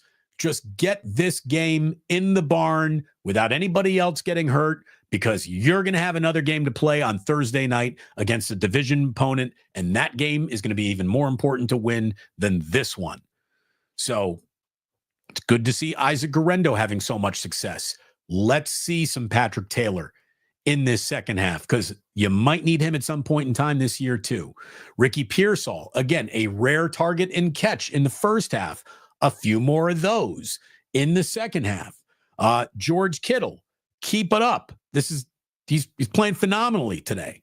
Let's see if Debo can officially be unlocked from doing something other than not very much. Maybe get Kyle Juszczyk out there today involved, since he fumbled last week on the goal line, for goodness sakes. Either way, thank you for being here. Hit like and subscribe if you would, please. Would really, really appreciate you hitting like and subscribe. And I would appreciate it always is if you would go ahead and take care of the sponsors who take care of me, starting with this guy right here. Ike's has got a delicious sandwich waiting for you. If you ordered one, then when the game began, it probably got delivered to you by halftime, or it's coming real soon. Get yourself to Ike's. Start eating lunch there every single day of the week. You'll be happy that you did. And if you don't have an Ike's near you, you need to move closer to an Ike's. It's just that simple. Our very good friends at the Dubliner and West Portal are just that. Very good friends. Go say hi to Kenny and John. Great place to sit down, watch a game, hang out with friends, grab the best poured Guinness in all of San Francisco. And please do remember that when wagering, I'd love for you to check out BetUS and use promo code YouTube150 when you sign up for a 150% sign-up deposit bonus on your first deposit up to $2,000 from our friends over on BetUS. So thank you very much to all of our sponsors. Thanks to all of you for being here today. Like and subscribe if you would. We have nearly 300 people in the room, but we're not even at 200 likes yet, which means, I'm talking like just a small percentage of you. I just, boop, that's it. Just the thumbs up button. Just do that. And it helps the show grow, brings more people in, and more people coming in makes this a more interesting show. Always has, always will. Couple of super chats that we got to get to. This is Mike 824 saying Debo only locks in for dinner. Ouch. Marvel or DC? I'm a Batman fan since Adam West. Again, I'm not big. I'm not enough of a comic book guy to have ever cared from which universe tonight's comic book movie comes from. I'm like, if you're asking me American League or National League, I'm going to tell you now that the DH is in the NL. I don't see a lot of difference in both. By the way, Buster Posey signing power hitting shortstops who are probably only going to hit about 20 at Oracle Park, but whatever. It's a start. It's a nice move. It's expensive, but what isn't these days? Which is why I certainly thank you very, very much for the super chats, the likes, the subscribes. Things are expensive these days, and all of that helps me pay my mortgage, as well as the fact, since we're doing a little halftime advertising, check out our good friend Danny, who got his merch.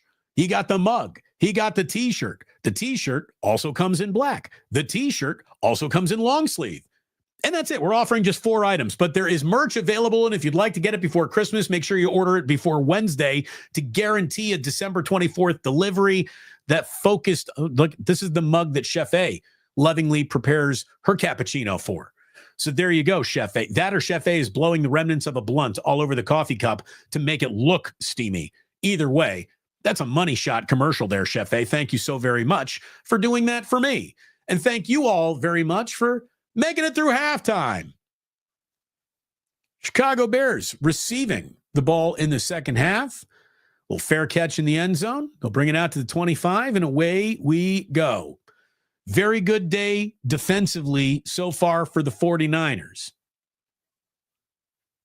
Very good day offensively so far for the 49ers. No special teams mistakes for the 49ers, which is why they're in just great shape. Again, if Kyle Shanahan couldn't come out and look good against a head coach who has been a head coach for a grand total of 3-4 days in his life, that wasn't going to be a good sign.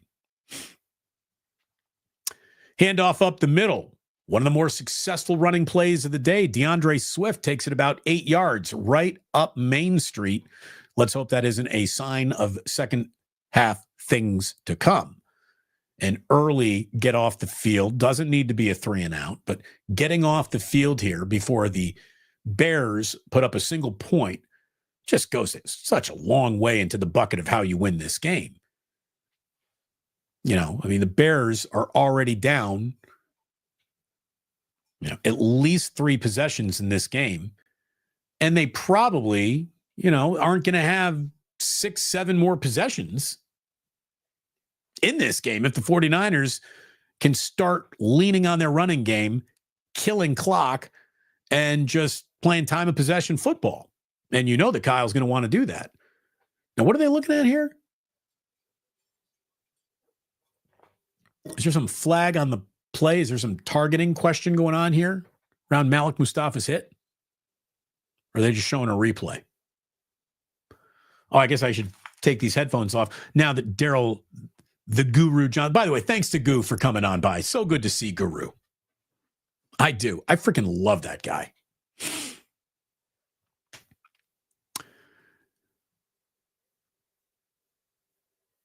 Again, Swift tries to turn the corner. I don't even know if he got to the first down marker right there.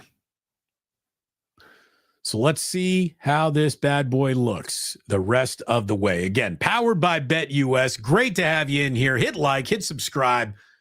Let's see if the 49ers can actually strike back at getting reinvolved in a playoff discussion. I don't think there's any promises to be made. But as I was saying to Guru, you beat the Bears, you beat the Rams on Thursday Night Football. Now that game at Miami means an awful, awful lot, setting up 2 very interesting weeks to finish the year.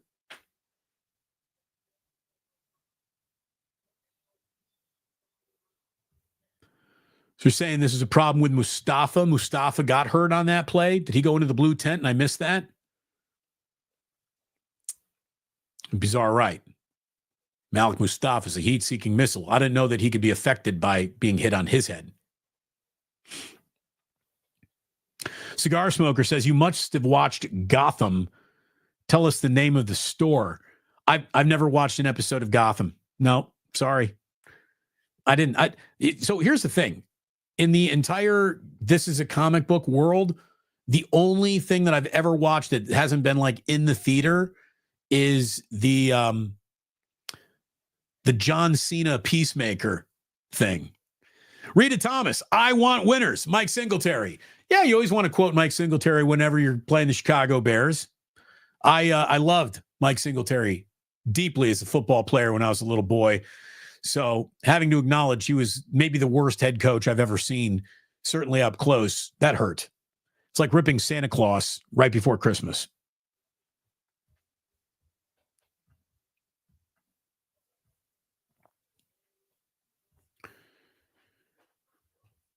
Dominant first half of football. David Isaac is saying, I love the new swag. Gina, I need that mug. Well, for this mug, please pick up the mug. Thank you very much. Oh, good. He's fine. Thank you very much, Jason.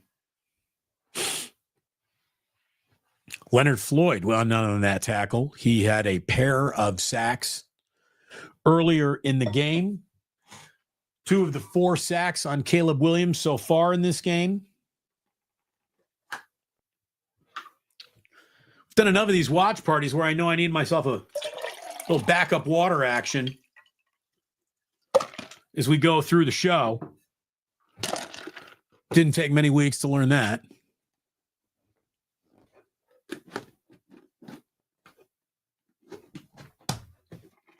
Caleb Williams, big strike down the field. Malik Mustafa in the way of that just a little bit. It's going to set up 3rd and 3, incomplete. Caleb Williams is only thrown for 34 yards. Dennis, Singletary was better than Tom Sula. My nuts. No, he wasn't. Jim Tom Sula was better than Chip Kelly. Like Jim Tom Sula was actually a little bit better than everyone remembers. Oh, what's your store name? Like, it's just on YouTube. Just go to my YouTube channel and it says like merch. What's the name of the Damon Brew store? The Plus store, the Plus store, Damon Brew store? I don't even know. Does my store even have a name? I don't even know. My wife set it up. I don't know these things. Barry, you're right. Gotta hydrate. Yeah, Caleb taking deeper shots. Well, that's what he's down to here, right? I mean, if he and the Bears are going to climb back into this game, they need a quick strike here. They got to get on the board.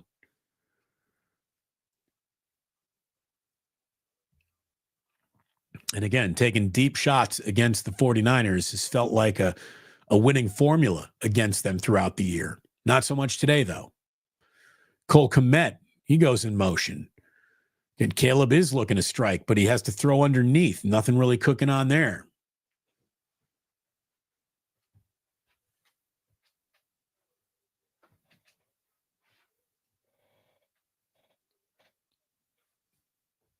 Good afternoon. Oh, James Tillman says, I remember the Tom Sula press conference fart.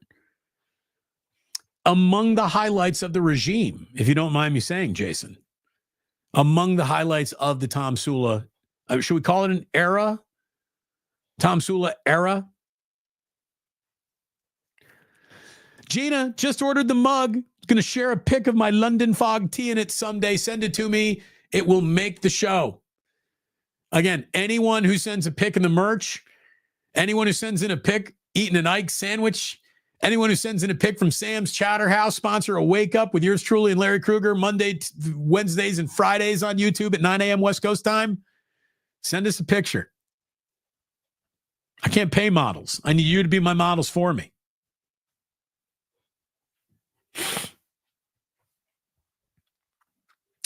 John B. Vang, here we go. Old 49ers D is back. Well, it is 3rd and 2 right here. Bears are in field goal range already, but I bet you they're turning into 4-down territory already. So Caleb gets that one off, and he will have a first down. Yeah, this has been an uninspiring beginning to this third quarter for the 49ers defense. I'll grant you that. But, I was expecting the Bears to come out here and look a little bit better. There was nowhere to go but up.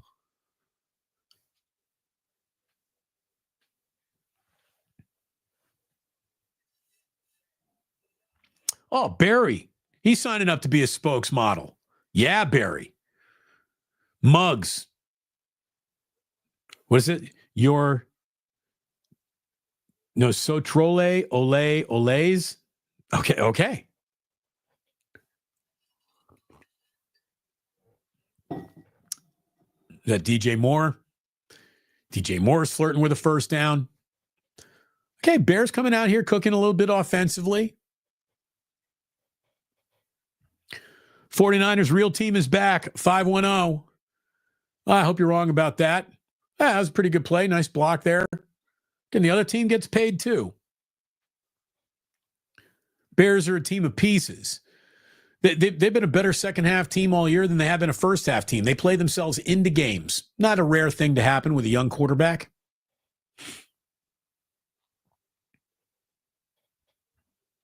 Chef A just saying, you poor youngins. I finally remember watching Montana Rice, Steve Young, and The Catch, all of that. Hopefully one day your dreams come true.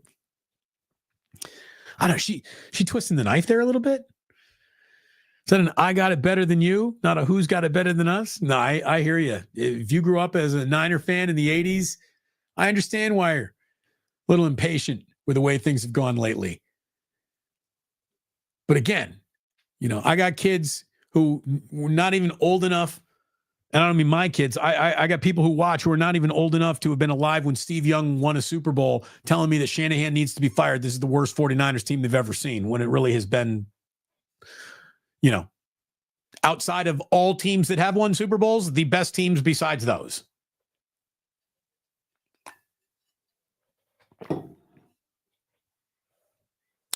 Second and goal. By the way, 6:45, 44, 43, 6:42 on the clock. Ball is snapped. Devondre Campbell comes on up and makes a big hit. No, it was Talanoa Hufanga. I was just looking at the poofy hair coming out of the back. Campbell, dreads. Hufanga, poof. I just saw hair at the back. Brad Beal Jr. comes on in to make a play on that one, too.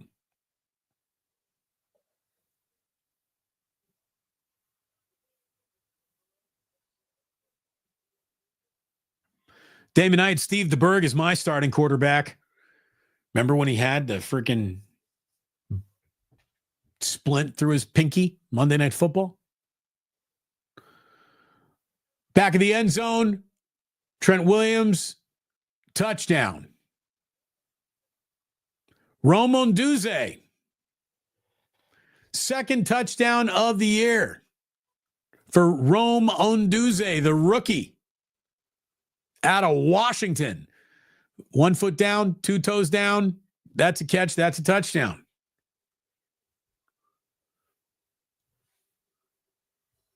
There you go. Chicago Bears are on the board. And now, the 49ers, what they need, are they going to go for 2 here? They are going to go for 2. All right, Bears getting aggressive. They're going for 2. I mean, the math says to go for 2. I shouldn't be surprised by it at all. Neither should you. Caleb, studying the wristband. Let's see. Big two-point conversion coming up here. Dart in the middle. Is that Kmet? Yep, it is. Dart to Kmet. 2-point conversion is good. 24-8. So, technically a 2-possession game. Those 2 possessions would also need to be dotted, obviously, with 2-point conversions. But, okay, here we go. Mike Rotunda. Damon, what do you think about Indiana? I think I'm playing with house money, man. I'm thinking I'd much rather go to Notre Dame to play in state than go to Georgia. Although Carson Beck being injured did change that game a little bit. So, but Indiana at Notre Dame, I got a lot of friends who are going to be going to that game up in South Bend. God, I wish I could get there too. But yeah, bring it on. Let's go.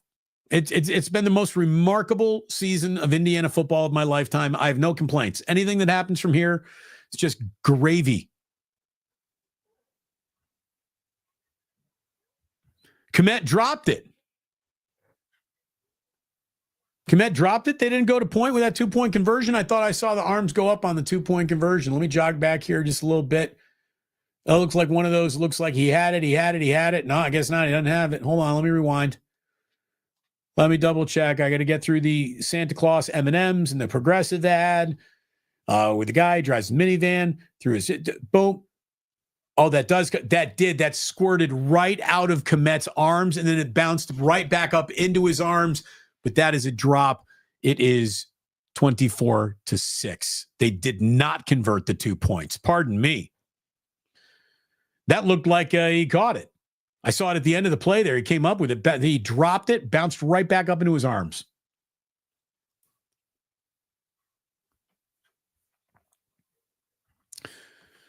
Josiah says, Damon, Rams are looking strong right now. They are up 31-4 on the 10-2 Buffalo Bills, who obviously just mollywopped the 49ers. Yeah, that is a strong showing from the Rams for sure.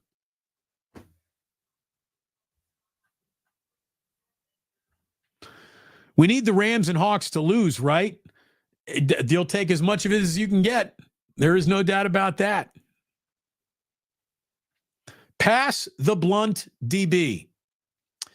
Again, all of the super chats today are going into the ganja jar, and not much has come out of the ganja jar in the last week and a half. I have been just dealing with the worst head cold, sinus issue. I've stayed away from the ganja all week, basically. What got into the Niners, Damon? Well, a little desperation, a 3-game losing streak, and a perfectly tailor-made just for you to beat opponent are all going into what's happening here, right? All of it.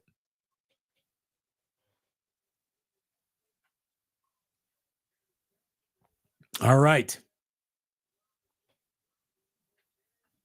They woke up. Yeah, I mean, they have woken up a little.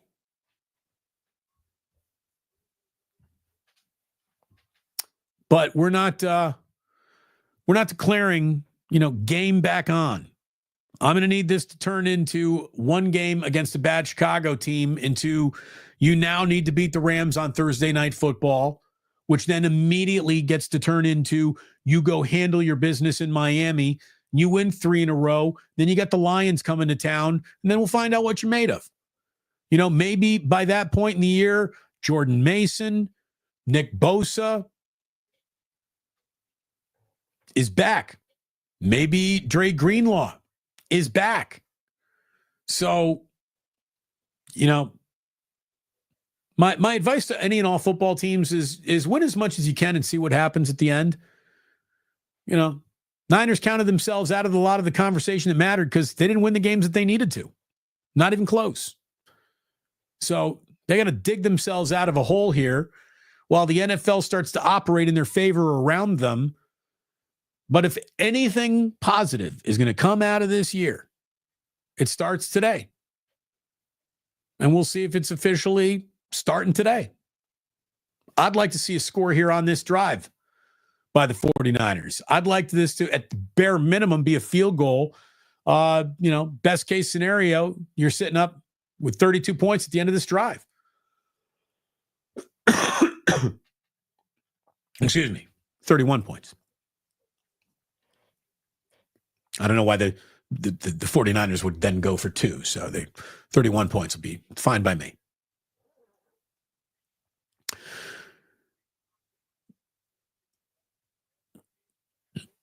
Nice play by Jalen Johnson on a pass to Juwan Jennings to set up a 3rd and 7. Brock has passed 16 of 19, 258 yards and 2 touchdowns today. So really good day for Brock. 3rd and 7. 3rd and 7. What do you got, Kyle? Up your sleeve. Brock steps up in the pocket a little bit and overthrows Ricky Pearsall. Ricky, just keep running. Just keep running, Ricky. Looked like Ricky turned around to look for a ball to be there, and if he had just stayed on his giddy up, he might have run right underneath that. And now, my good friends, a football game either is about to officially begin for the 49ers, or they can stay very much in control of this game. A big special teams return is not what they need to be giving up right here. That wasn't a big special teams return, but it was about a 15-yard return, 10-yard return. So an all-important defensive effort here for the 49ers is about to take place. Today's game goes in one of two directions, and this drive will point us the way the rest of this game. This is going to be big. No doubt about it. Old Dirty Rooster, Denver Drew, I see you over here on Twitter. He's just making a purchase. Boom. Hopefully you get, see, because he purchased today, he's going to be able to go ahead and get it by Monday, December 23rd. Make your purchases in that merch store today or tomorrow to make sure they arrive before the holidays get here. Thank you very, very much. Well, Kenny, it's not a here come the Bears yet. Let's see what happens. Watch. We are going to giganto blow this game all day. Again, I really haven't seen anything that has me that concerned, not yet. Remember, the Chicago Bears might have climbed back into the scoreboard in their last drive, but they have 35 passing yards. They also have 39 rushing yards on the day. Now, most of that just came in the first drive of the second half. But look at it this way. There's been enough doom and gloom all year long, and there's been enough decent football today to let's see what happens here before we start getting all nervous, everybody. This is why the watch party, I think, is good for some of you. This is some good therapy for some of you. This is what you need.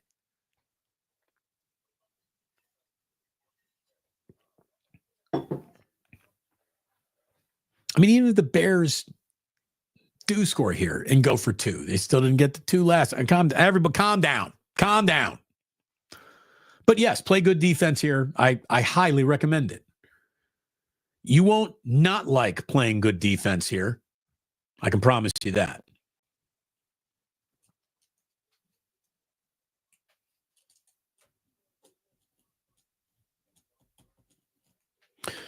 All right, all right. It's time to officially get everybody fired up for what we got coming up right here, right now. If you were live betting this game, hopefully you're doing it over on BetUS. Get a 150% deposit bonus right now. YouTube 150 is the promo code that gets you that in your first deposit up to $2,000. You have to spend no $1,000 to eat like a king at Ike's.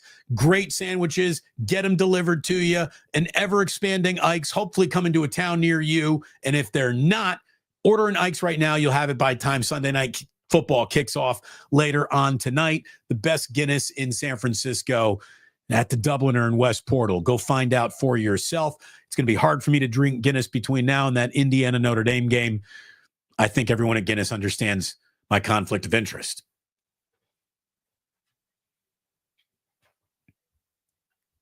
I think this is true. This is Mike saying, Damon, we're a wreck as fans. We have PTSD this season. Yes, you do. You have been a confused, abused, beat upon bunch. It's been rough.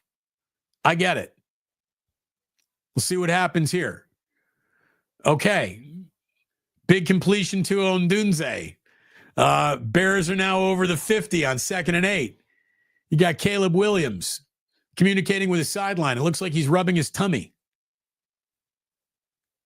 You're saying like, that first down was tasty. I don't know. Caleb's a weird guy. 49ers flash a little blitz. Not much comes of it. Bears are playing with pace. They're playing crisper. Here they come. Here they come.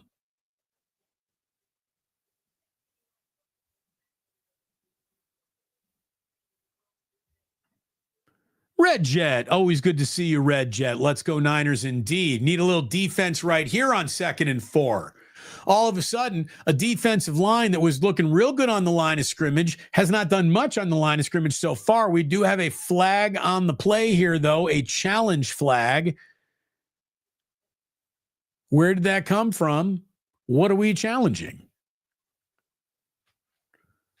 Going to see whether or not Ondudze really caught that ball or not. Is that what we're looking at here?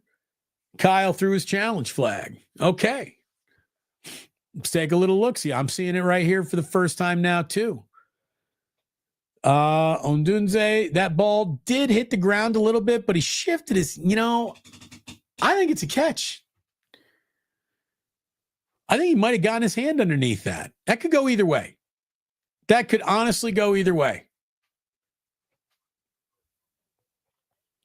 Look at it this way. All the betting we're doing, I wouldn't want to bet on the outcome of this challenge. I would like to bet on this channel growing with the more of you hitting like and subscribe. Thank you so much. It's funny when the when the 49ers are doing worse, we have more people in here watching when they're actually playing decent football. I think collective panic and anxiety is something that fans need to deal with together. And hopefully we give you a place to do that. Got over 500 people. We got more people watching right now on Twitter than we even do in the room. So thanks to all of you. If you're watching over on Twitter, come on in, if you don't mind, to the YouTube channel. That's where it really starts adding up for yours truly with likes and subscribes and all those good things, and hit that like button. And holy shit, this is the world we now live in. It's just going to help this video get pushed across the platform more and more the more that you like it.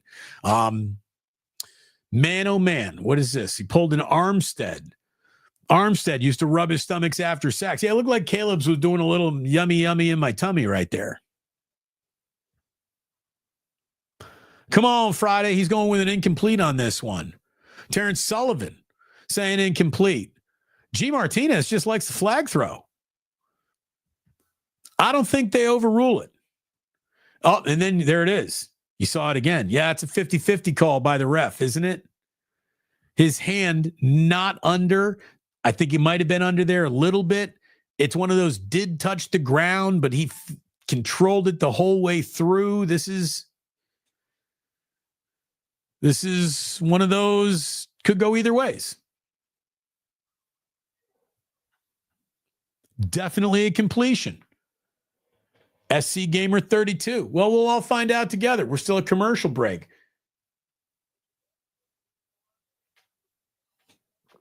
Oh, Kyle threw that flag out with some disdain. He was not happy. Oh, no. Oh, so from that angle, that is definitely an incomplete pass. Yeah, from that angle, that's different.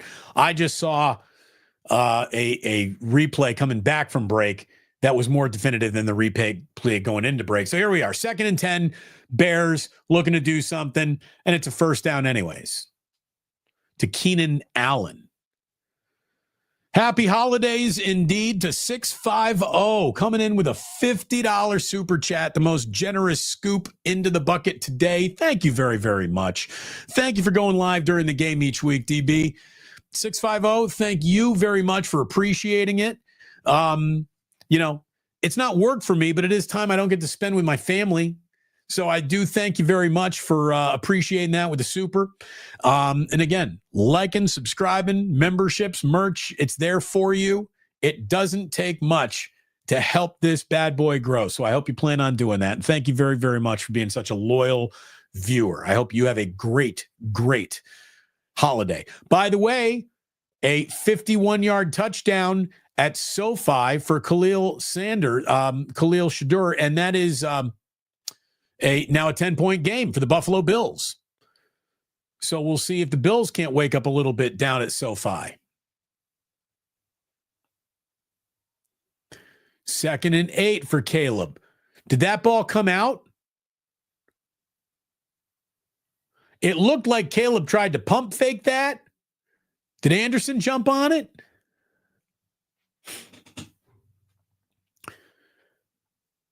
The 49ers need somebody to help with that freaking helmet covering, the Guardian cap. Okay, so I would say that Caleb Williams' hand was going forward there, but he also fumbled that ball.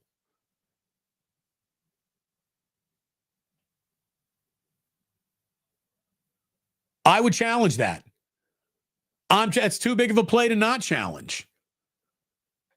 If I'm Kyle, I'm throwing a challenge flag on that because Caleb Williams' hand was coming forward, but there's a suggestion that when like your hand is already here in your forward progress, that ball, like you've completed your throwing motion. That slipped out.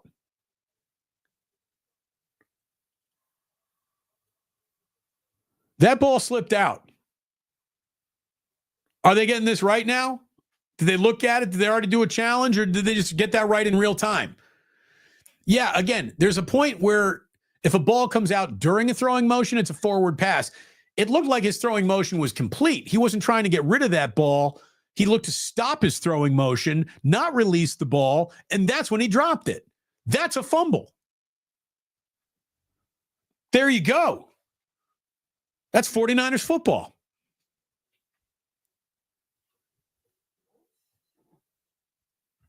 Replay assist said it's a fumble. Ta-da. Well, that's kind of exactly what the doctor ordered right there, don't you think?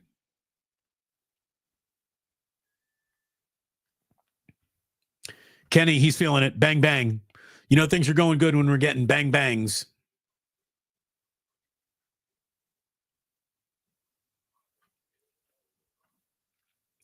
Delmar Dennis, how about that one? One call for the good guys. It was called a lateral. Is that what they officially said? It was a lateral?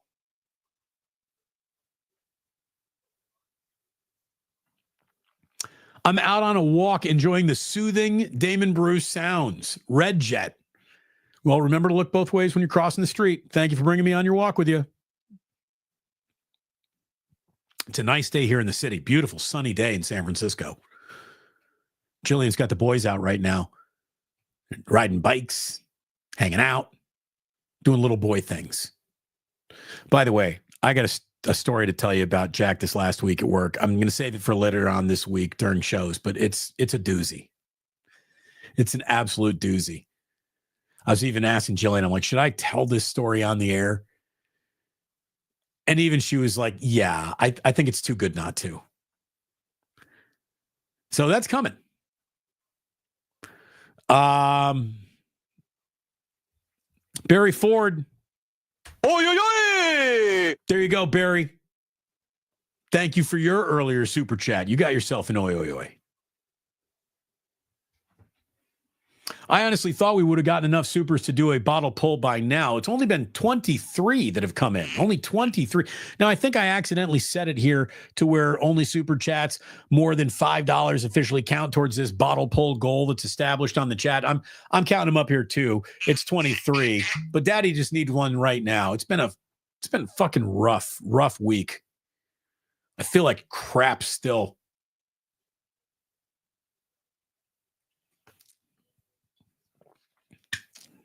Huh.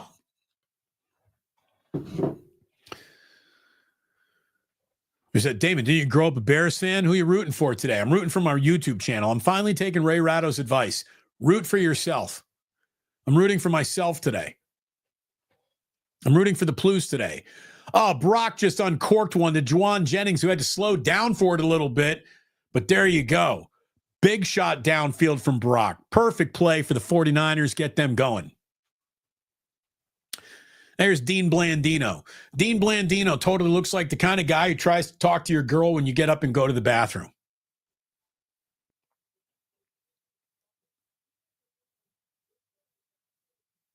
That ball is backwards. They're looking at the fumble again, the Caleb Williams fumble.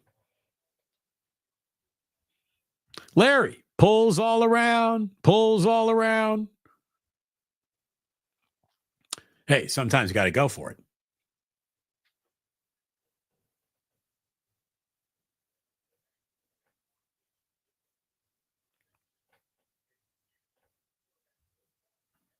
The pride of Alameda, the wise Ray Ratto, PGA Minahan.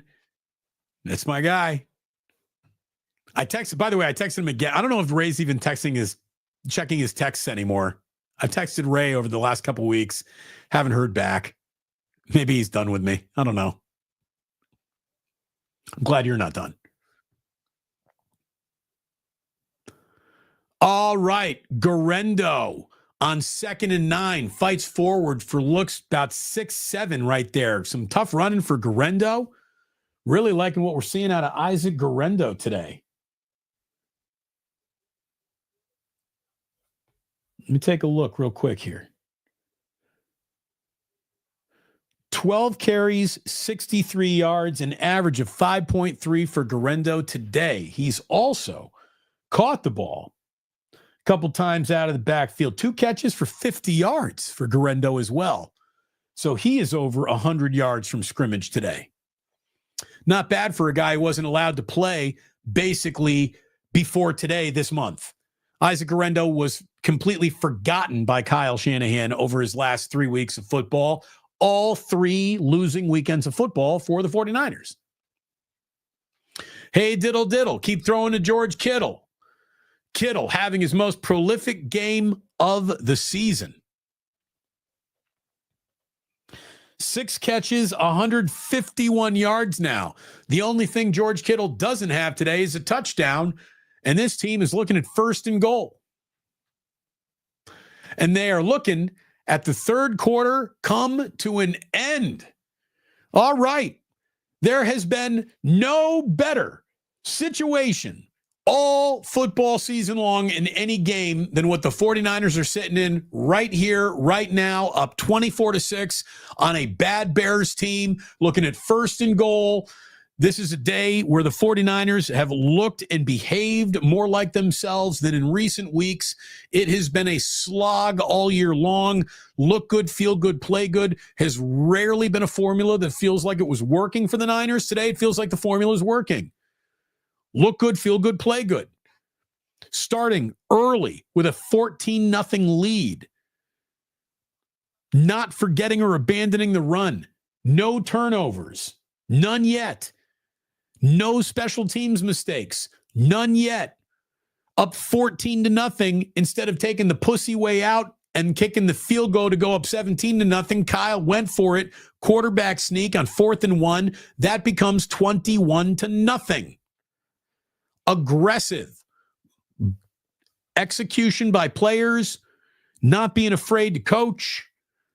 The Niners look like the Niners today. Now, if you're saying, Damon, is that because they are better or because the Bears suck?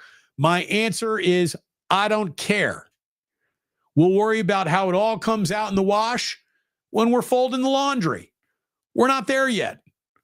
Just win this game no matter how. Then Thursday night, you're going to have to beat the Rams. Full stop. That's the mandate. Beat the Bears, beat the Rams, and then we'll talk about what you are. What you are is going to Miami with a shot.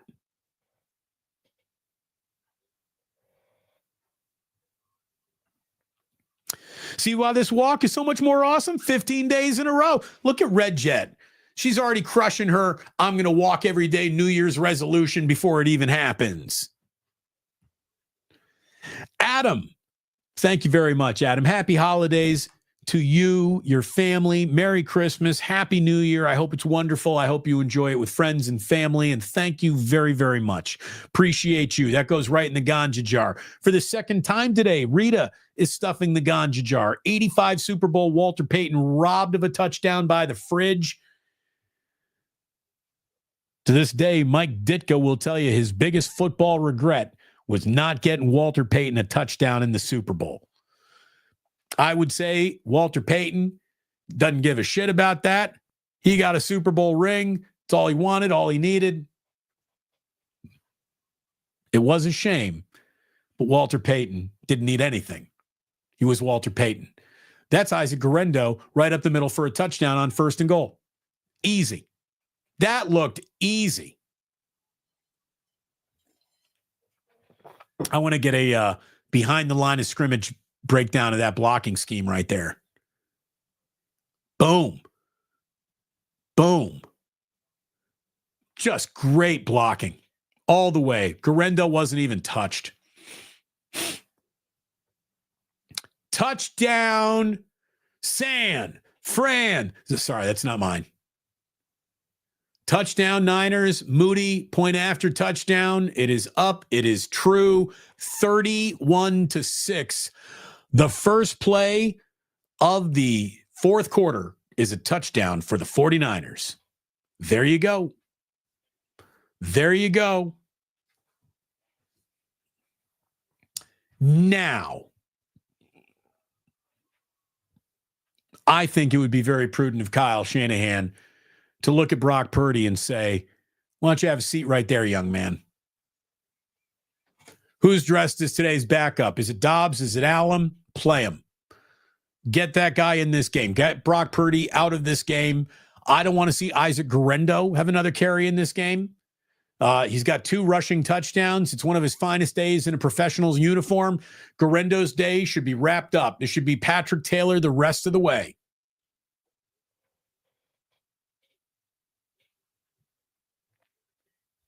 Oh, hey, we got botted. Nothing says you matter like when the bots start coming for you. Right, Dennis? He's like, the bot finally made it in. They find us.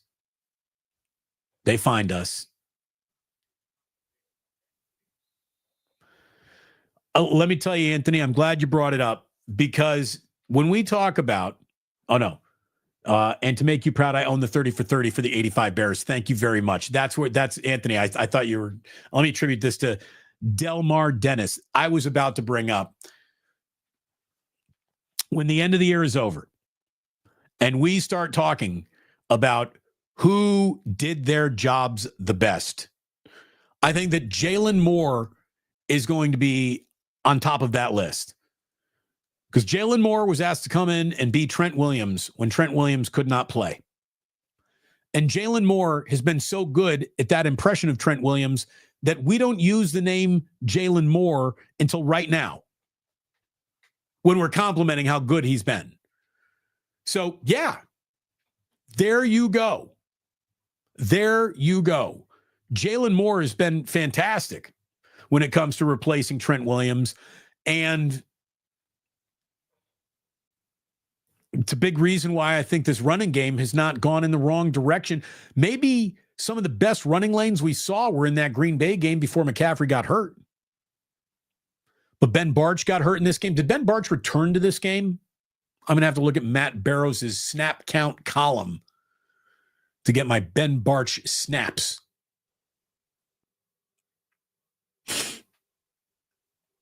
All right, Ondunze's in motion.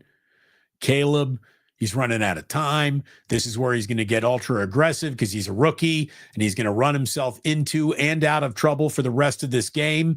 Caleb just gives himself up right there. He shouldn't have. He should have picked up that first down, but he got excited with what he did, gave himself up. Okay. This is where Caleb Williams, looking to make a big play to get his team back into the game, throws an interception downfield. Touchdown, by the way, for Matthew Stafford and the Rams. So they're back up with a nice, comfortable lead over the Bills.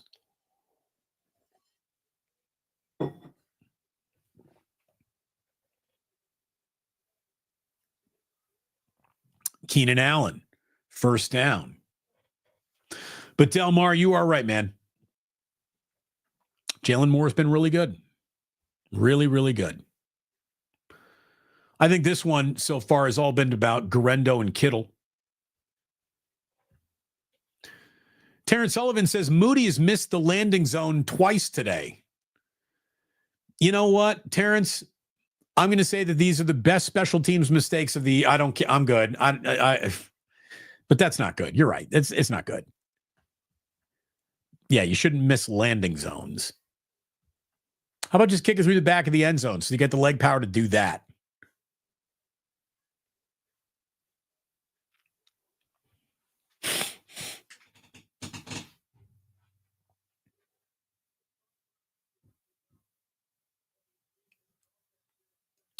Sixth catch of the day for DJ Moore, but he's only got 48 yards.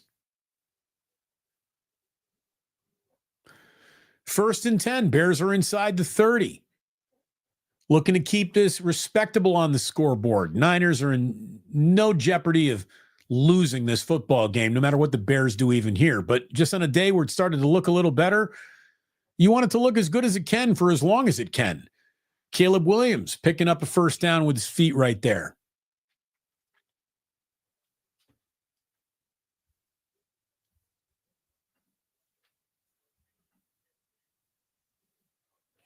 Niners need to start stacking them. The upcoming schedule's your best chance. I mean, Thursday night against the Rams at at Miami. I only worry about them 1 or 2 at a time. Not going to worry about the Detroit Lions, not yet. But the 2 that I was worried about this week are the 2 this week. Here you go. Sunday starts, and then on Thursday, you're right back out there again. That's why I want Purdy off the field. I want Garendo off the field. That's why I'd like to see the 49ers defense figure out a way to get off the field without giving up any points. I'd like to see Kyle really think, I can pull everybody from this game and not worry about anything even becoming interesting.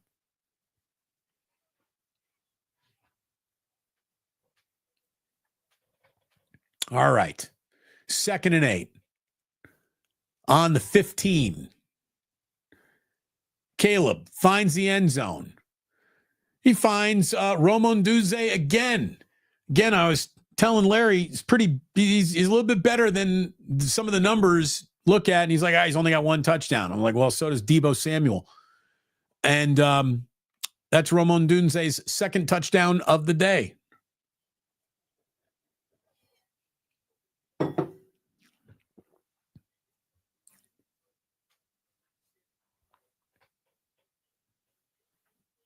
Yeah, what the fuck, Kyle? Again, I'm going to be mad at Kyle today. You're going to win this game. But yeah, no, pardon me.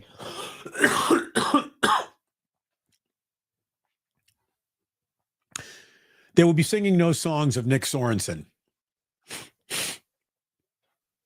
You know, he will not be remembered as one of the best and brightest.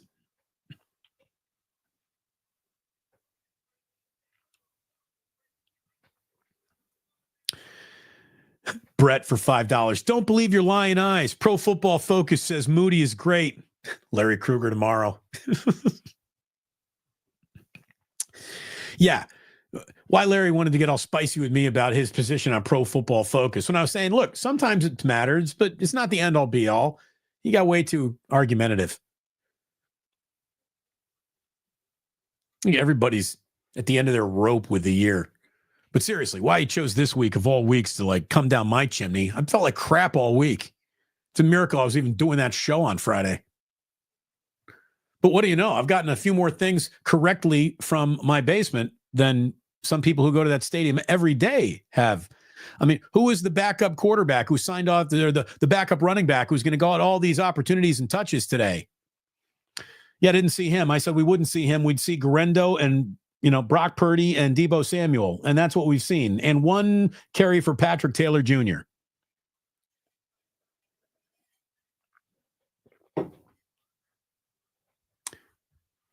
It's amazing how I was able to see that all the way from San Francisco.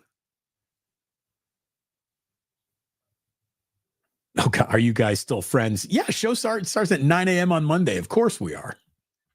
Of course we are. Every now and then, you fight. It's sports. People's blood goes up. It's all right. We're all big boys. This isn't our first day at the rodeo. Do Niners invite other kickers to camp? Fuji Simeon. Yeah, I think you should. Yeah, I don't think that they can look at Jake Moody and say, far and away, no reason to ever even think we could do better than that guy. I don't care where you drafted him, what you're paying him. You should be looking to make every position on your team better every single season that you're in an off season. And kicker is among them. PGA Minahan says, I moved out of the Bay over a year ago, but voices like yours and Larry's and Marty Lurie's have kept me in touch with so much. Thank you, Damon. Well, thank you, PGA. I'm honored that you keep me in your life, that you keep us around you. I really am. Thank you. Okay. Well, here we go. A touchback for the 49ers. I want to see who officially comes out here, who officially comes out as quarterback. I don't want this to be Brock Purdy. I really don't. We got John Lynch running stairs for Mothers Against Drunk Driving. Okay. It's good. So still Purdy out there. Purdy's, again, 18 of 22 for 310 yards, 2 touchdowns, and it's still Brock. It's still Brock under center. Okay. This is just a milk the clock Brock drive if there ever was one. Isaac Guerrero, he spills forward for a gain of 5 and tick, tick, tick, tick, tick, tick, tick, tick, tick. Every single one of these plays should be snapped with 2-3 seconds left on the clock. Damon, can we get a wider view of the basement setup one day? Yeah, one day. I guess this thing's on if I touch that camera, I might never be able to come back on YouTube again. I don't know how to set anything up. But yes, I will give you a little tour, I guess, one day. Maybe it'll just be for members of the initiated, which, of course, Barry is among them.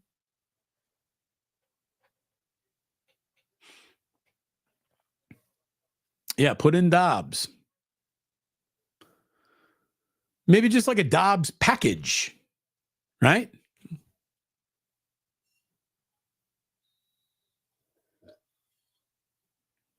All right, so what do we got? Why is this clock not ticking?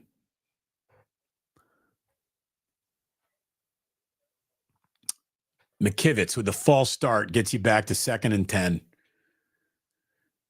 See, McKivitz, we didn't use your name today, right up until right now. We'll throw underneath to Eric Saubert. Oh, my God. Eric Saubert has caught something today. Oh, and Purdy's banged up. Purdy looks hurt. He's on the ground. Again, was I the one saying get him out of this fucking football game, or was it me? Oh, yeah, that was me. We got some squabbles over Purdy. What is this? What is this?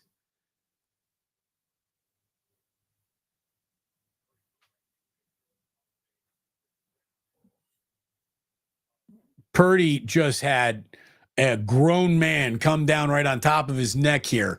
Watch this. Yeah, Purdy just gets pulled down in a very awkward way by his neck. I mean, you had a guy on his lower third of his body, a guy jumping on top of him. Nothing dirty there, but that could have been a lot worse. I mean, the fact that Brock is just up right now over on the sideline is good. Brock, Brock is standing up. He's not hurt. It's not like they're sending out a cart for him.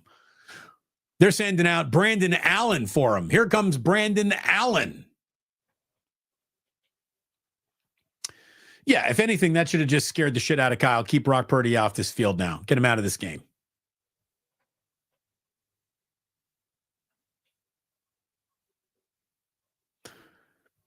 Although Purdy is up, Purdy's fine. He just got a little shook there. Purdy's already throwing the ball again. He probably will come back into this game, but he shouldn't. I mean, Brandon Allen, can you do a job here? Can you hand the ball off just a little bit? Kill some clock? That's it. I just want to see the 49ers get this under the 6-minute mark. Buffalo Bills just scored a touchdown.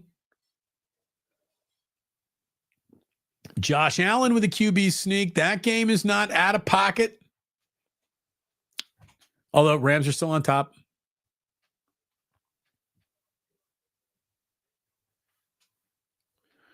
Again, Purdy's a tough guy. We don't need to test that anymore today. Bear homer. No, that was football, man. It was football. He was in the air. He was coming down. Purdy bent backwards. There was a guy around his legs. None of that was dirty. That's football, man. Come on. Purdy's already back. No harm, no foul. Everybody calm down. Yeah, I guess Kyle doesn't have a huge endorsement here of Brandon Allen to just finish this off. I mean, that's the thing. The Bears, the 49ers don't even need to score really as much as they just need to, make sure the Bears don't get this ball back with, more than 6 minutes to play.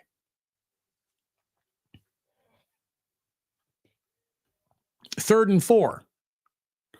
Big first down right here to Jennings. First down. And he was down. He might have fumbled the ball there. It looks like Kittle recovered it anyways, but Jennings was down anyway, so everyone calm down. Clock is still ticking. You're going to go underneath 9 minutes right here. Again, this is all fine. Everything is okay. Damon, I want Brock to have 400 yards. He's already the over. What was he, like 277, I think, today for the over? He nearly had that at halftime. Josh Allen. Did I say another Allen? Pearsall, confirmed bust. It doesn't look great, okay? He's still young enough and has played little enough to where no one can reach any definitive conclusion, but he does not appear to be an impactful rookie. And when you started, talking about careers you get excited about, impactful rookies are usually kind of a part of that. Can't call him a total bust, not yet, but his rookie year has not nearly delivered the hope and the promise that you were hoping for. That's for sure.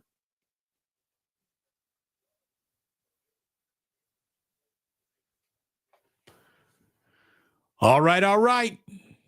2nd and 9, under 8 minutes now. Again, just bleeding clock. 2 more first downs are officially worth more than 3 points. Inside handoff to Debo. Actually, a well-designed interior handoff to Debo right there that worked. Debo moves forward, picks up about 8. It'll be 3rd and 1.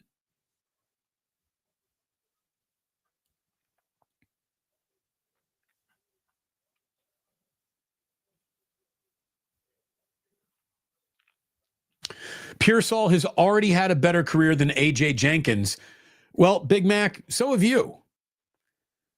You've already had a better career as a Niner than A.J. Jenkins did. 3rd and 1. Big third down right here, just in terms of making this easy. Oh, Brock short arms it to Patrick Taylor Jr. 4th and 1. I mean, Kyle, just go for it. Just keep the ball. I don't like throwing the ball right. I didn't like that play.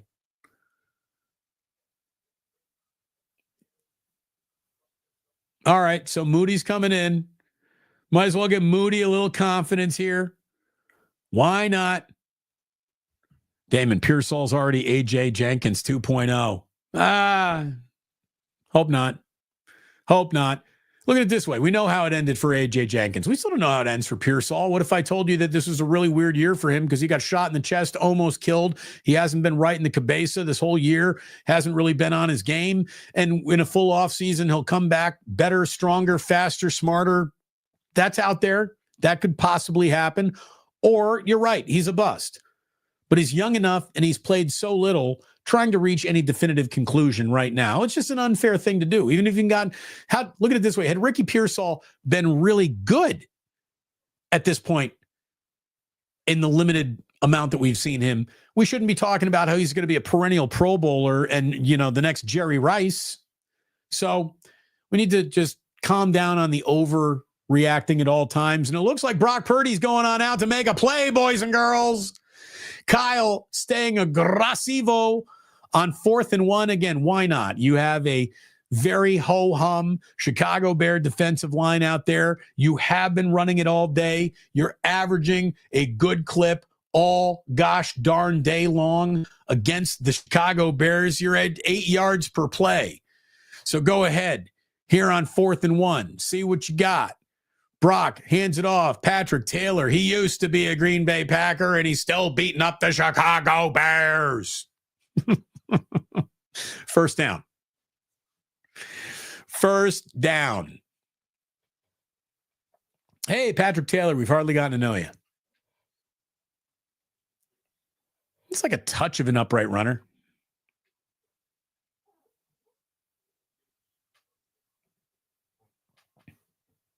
Okay.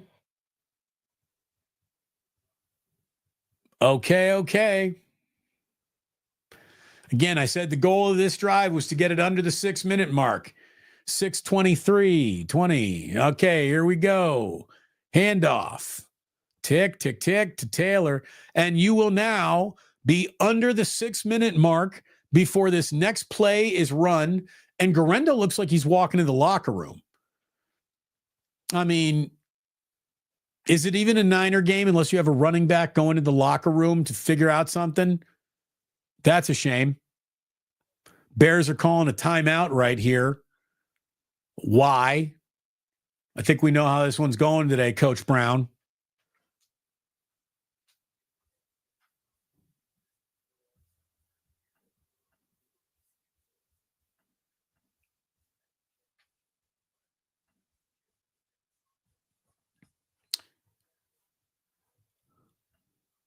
Damon, can you play running back? They may need one on Thursday. Well, the guy whose last name I don't really want to even try to pronounce, he probably is dressing next week. If there's a problem with Garendo, you would think. But, yeah, start looking at, practice squad rosters.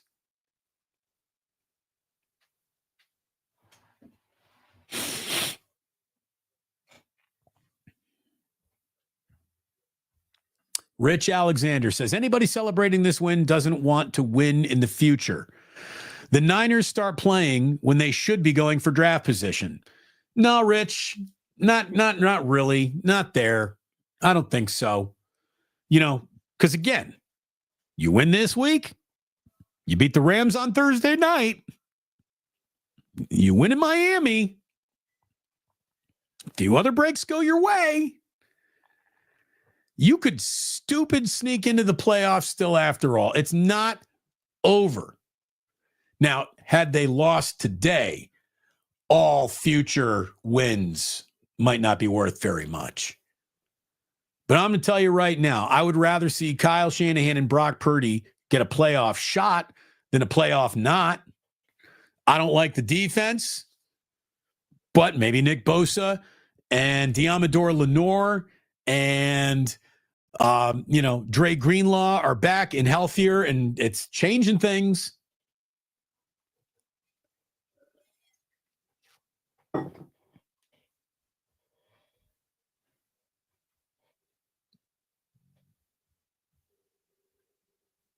Your window is shut. I mean, Rich, what if you're a playoff team this year? How are you going to tell me about how your window's shut? So let's say the 49ers got a playoff game. You're not watching because you think the window's shut? You think the window's shut so you're not even going to bother watching? Of course you are. You're a Niner fan. You're not quitting on this year yet. There are some years to quit on. This still is not it, not yet. Is it the most hope you've ever had? Should you feel great about it? No. But there's no, we're either in the Super Bowl or might as well be picking first. Like, come on, that ain't how it works. Little flip to Debo, who almost gets caught from behind. Again, he's just not fast anymore, but he is going to pick up a first down because he's Debo Samuel. And the clock is still going to keep on running. The Bears going to call another timeout here.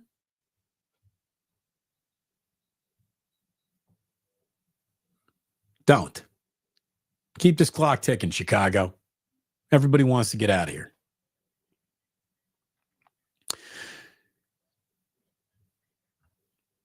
Stop it. This team's not making the playoffs. B-Star 003. You might be right, but you also might be wrong. And because Kyle's not about to get fired and you're wanting to see good production out of Brock because you're about to pay him like $50 million a year, you want good football. Okay, you're still in that let's see good football from your football team. This is not tear it all down to the studs. It's all broken, catastrophically bad football. It's not. It ain't great.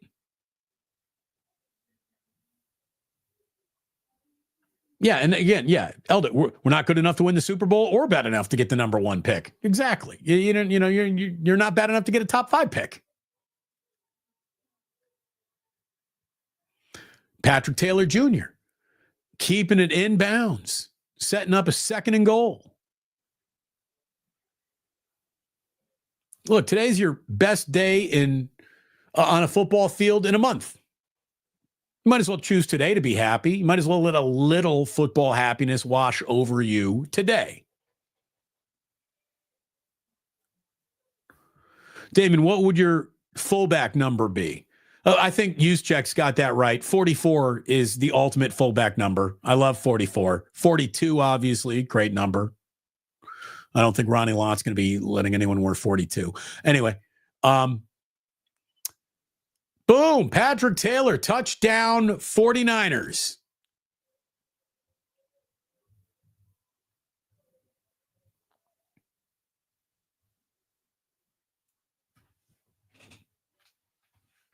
There you go. If you wanted a big win over the Chicago Bears today, you're getting a big win over the Chicago Bears today. Now, what does that get you in terms of ultimate playoff NFL hierarchy? Not much.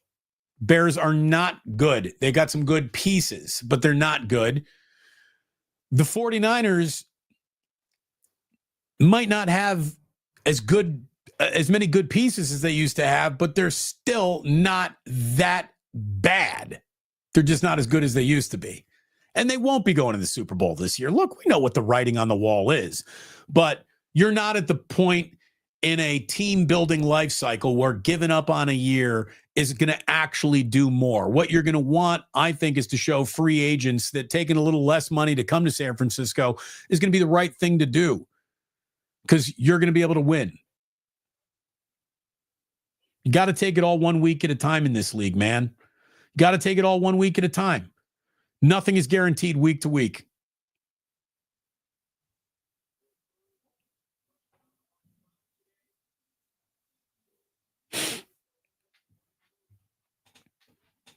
Yeah, why the fuck is Brock Purdy still in the game? We are officially at that point here now in the game where we get to ask that question. Yeah. Oh, they're showing you the Chris Forrester shoes for the My Cause, My Cleats. Is anyone really wondering what charity Chris Forrester is supporting today on the sidelines as the offensive line coach, or might you have wanted to see what more players have chosen to do? It's odd that they would feature Chris Forrester. By the way, he's raising money for breast cancer awareness, ovarian cancer awareness, very good cause, but I don't know how Chris Forrester got himself some run today on Fox.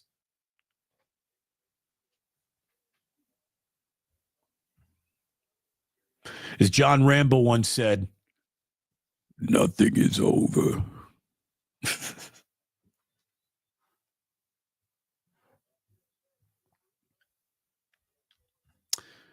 Bears had been playing pretty well. Yeah, I mean, to an extent. The Bears have been held back by them being a young team with a rookie quarterback and a coach that was so bad that should have been moved on a year ago from, but they didn't. And so, they're now on a position coach as their head coach. Thomas Brown has gotten 2 battlefield promotions this year. It's been insane.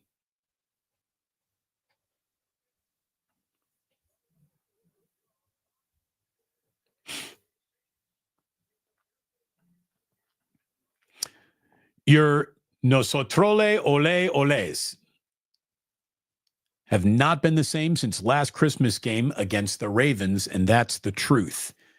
I'll tell you, I would agree. Every game since that game has felt less Ninerish until today's game. Today is the most that felt like the 49ers we've seen from them all season. It really is. So it was good to see this. A lot of people didn't think that they would have this punch remaining in them this year. Again, look at you doubting them in real time right now. They're up 38-13. They are destroying the Bears. Statistically, on the scoreboard, they've outgained them 148 yards to 161 yards. You know, any day you're putting up more than 400 yards, you're holding an opponent to under 200 yards, you're having a good day in this league. So Niners haven't had many good days in this league this year. Dare I say, I don't want to jinx anything in the remaining 5 minutes of this game, but this is the most four-quarter game the Bears have played all year. There's not even a close second, if you don't mind me saying. So, again, on a day where, you know, you looked for more good days than you actually found, don't be angry that you found a good day today. It's a good day for the 49ers. You know, you're looking to establish some things. Isaac Guerrero, over 100 yards from scrimmage. George Kittle, establish, you know. They were talking about Chris Forrester because his wife died in February of the disease. Okay. All right. That's why. Well, I'm terribly sorry to hear that. Obviously, I got no volume up here. I can't hear them talking about that, but thanks for letting us know. I was surprised. Why the offensive line coaches, my cause, my cleats? Well, now we know. I'm surprised we haven't seen anything for, you know, the sad, tragic passings of Chivarius Ward's daughter and Trent Williams's, you know, twin children who both passed away, some neonatal care or something like that. I'm surprised that that hasn't made a little bit of a let's draw your attention to montage.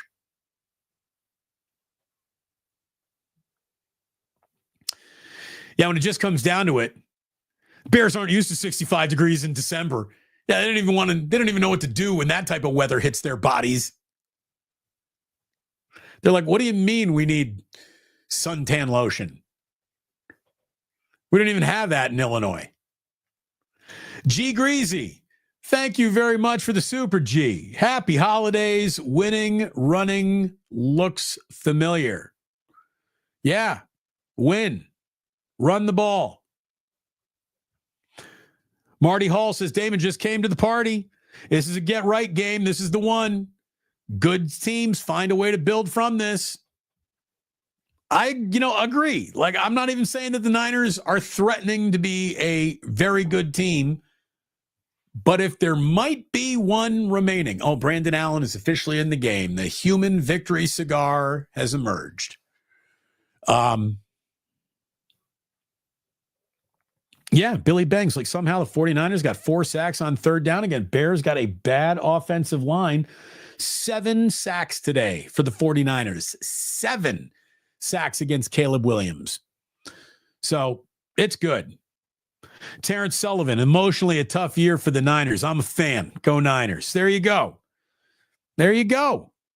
Again, what you're trying to do here is find something that you can keep building on. That's what you're trying to do. Just keep building. Keep chipping away. Who knows what happens? Controlling your own destiny, no longer available. Do you need help along the way? Yes, you do. Let's see what happens. 5 football games, 5 weeks of football still remain. An awful lot of things can change in 5 weeks in this league. I know that. You know that. So let's act appropriately.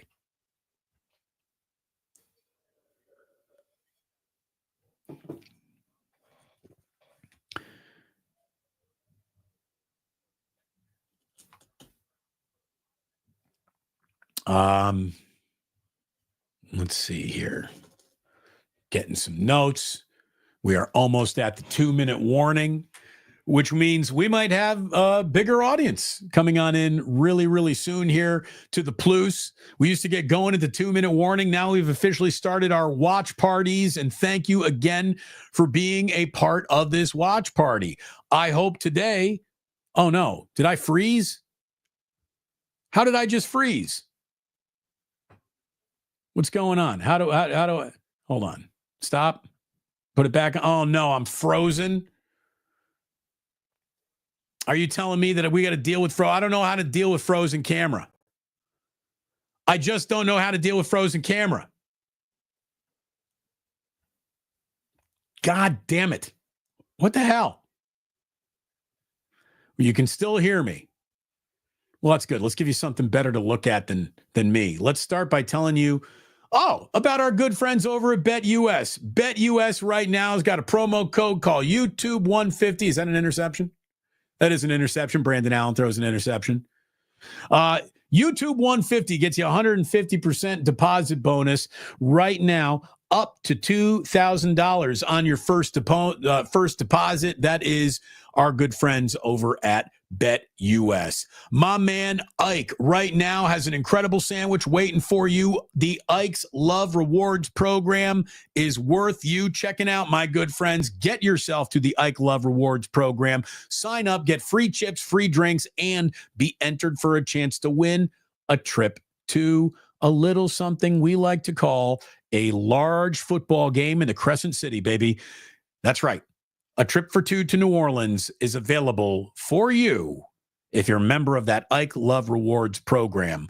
And then our good friends at the Dubliner, while I remain frozen, the Dubliner is frozen in time. It's the perfect bar. Go in there. You'll see for yourself why I like it so much. Say hi to Kenny and John for me and let them know. Always good to see them. Let me just hit you with this. So you don't have to look at my frozen face. Let me hit you with that the rest of the way here on the show. We will do a little post game with you. We will add this to the stage. My wife is coming in here to try to solve all things. Hi, honey. Hi. How's it going? Good. How's everything with the kids? Good. Let me do something. What are you going to do? You're going to do a switch off, switch on? Careful, careful. I already tried that a little bit. Do the click off. Oh, we can do that. Oh, there you go. Those of you who wanted the tour around the Bay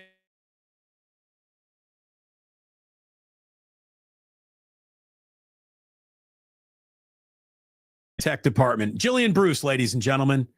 Let's see if she officially comes through by turning on the good camera so you're not looking at my nostrils all night long. Go Niners. Look pretty good today, all things considered. Yeah, sorry about your Bears. Yeah, well, this is what happens. When you choose to root for the Bears, you choose for a life in misery. Try to switch it back. There we go. Nothing. Got nothing?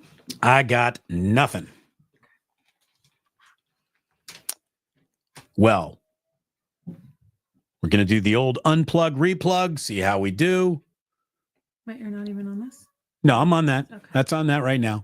Damon, your logo is over your face. I know I got a frozen camera. I got a frozen camera right now, but it's me. I'm here. Let's see if we can get it better. Hold on. This is stop cam. Let me go up here. Go to settings. Settings. Thank you. I was here. Now I'm here. Boom. Oh, hold on. Now let's see if I officially have. Oh, wait a minute. Ha! Take a bow, honey. Take a bow. Ladies and gentlemen. Enjoy. Jillian, you get a bottle pull, honey, for that? No, I got to take care of the Come here. No, if you got to take care of the kids, you definitely need a bottle pull. Oh, my God. Jillian's doing a bottle pull. It's Christmas time. Cheers. That's right. That's right, baby. Yeah. Look, the chances of me getting some have gone up 11% in the last 30 seconds. 10. I'm just 10.5. I'm in the money. Thank you, honey. Thank you for fixing all of these things. And because of Jillian, we will be able to do the post-game show after all. Oh, my goodness. Hold on. Let me plug everything back in. Make sure we're where we need to be. We're where we need to be. Oh, that was great.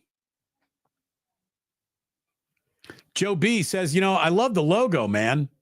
Godzilla kicking a radio station. That's actually Sutro Tower. And let me tell you, we got merch available.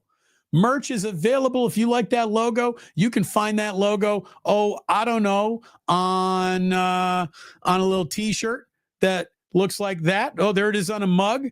Here's our friend Danny modeling for us. He just picked it up. And again, if you want your merch before the holidays get here,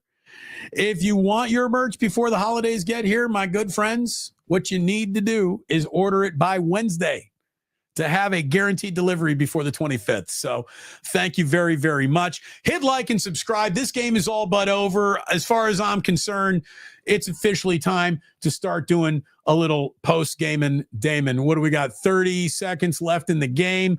Feel pretty damn good about that being wrapped up. Let's see. We're 2:54 in the broadcast. Call it 2:55, if you will. And welcome, my good friends, to a win that the San Francisco 49ers officially needed. Again, thanks to Jillian. Thanks so much for getting us back up on the air. My kind of lady. What a trooper. We got Kenny just drinking along with the wife. Steve says 95.7 The Game needs to hire Jill to fix their YouTube. It's Jillian with a G, not Jill with a J. How dare you? But that's okay. Thank you very much. That's a woman right there. Jill, my new superhero. Thank you, Barry. Thank you very, very much. She's mine too. Again, without her, I am screaming today's show off my front porch. Thank God she's here. Okay, we're now cutting in live to Rams and Bills. Okay. Look, that is the best day of San Francisco 49ers football we have seen all year. It's not even close, right? It really isn't even close. You can take the opponent into as much consideration as you want. Strength of schedule is something that was talked about all morning long for college football fans. To me, strength of schedule in the NFL is kind of a red herring. The team that comes in with a bad record and a bad season in this league has a really good chance to clip you all the time, especially a team that's on a little bit of a motivation from an interim coach giving your team a bounce. I said I thought the Bears would come in plucky.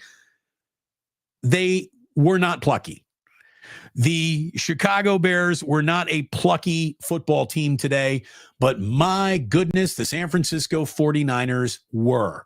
Let me refresh this one more time, make sure I got all the finals, all the final numbers. There you go. 22 first downs today for the 49ers, 6 of 12, 50% on third down. 452 yards to the Bears 162. Each team had 10 total drives. The 49ers, nearly 12 yards per pass. Bears only living in a neighborhood of 3. That's not good. 7 sacks. For a defensive line, we know isn't good enough to have 7 sacks against anybody unless you're a bad offensive line. Well, today, a 7-sack performance from a defensive line that didn't have Nick Bosa. I'll take that any day you want to sell it to me. They outran the Bears 131 to 68 yards, 7 penalties still for the 49ers, so plenty to catch up and coach up. But that's a pretty darn good day for the 49ers. Again, another 450-yard day of offense. It's not bad.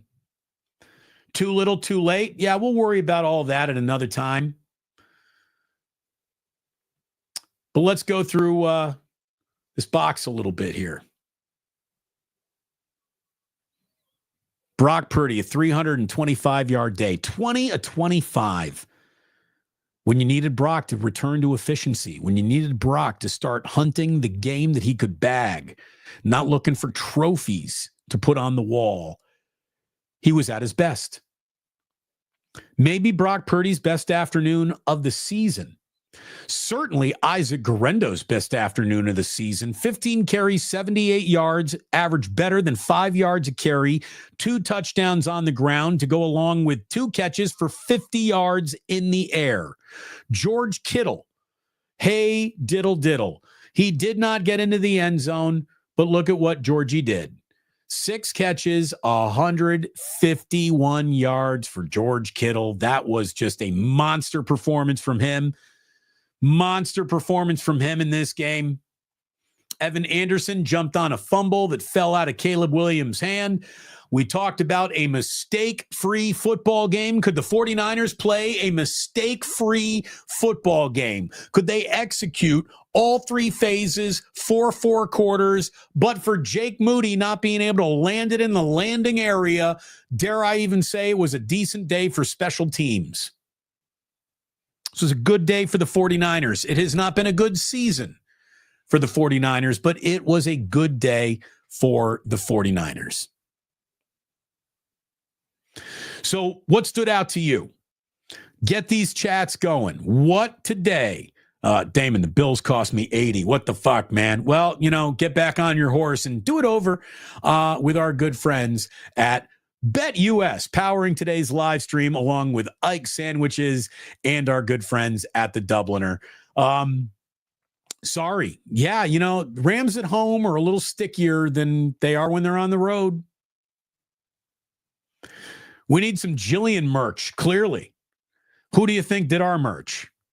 You are getting the Jillian merch. Jillian, better than the Bills' defense. No doubt. What happened with Garendo? That's a good question, and that'll hopefully be the first bit of information we get out of any locker room reports or updates, because Isaac Garendo did walk back to the team's locker room late in this game, so we'll see.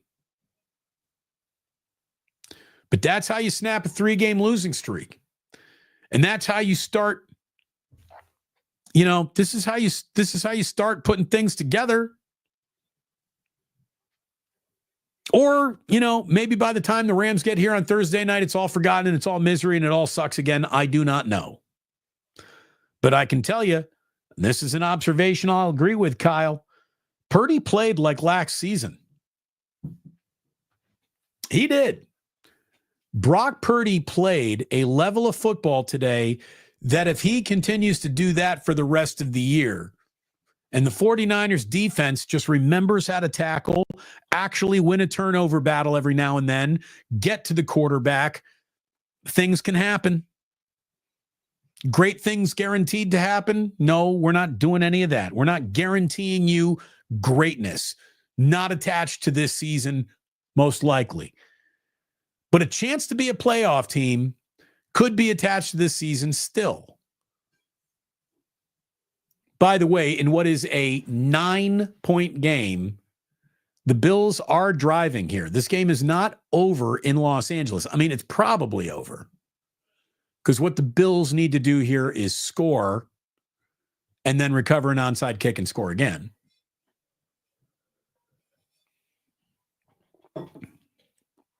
But we will see. That was a good day. Good day of 49er football. There haven't been enough of them to complain about the version of the good day that you get. So I think you need to be happy with that day of 49er football. It was awesome to have Guru on. I got to be honest with you. I feel like crap. I really do.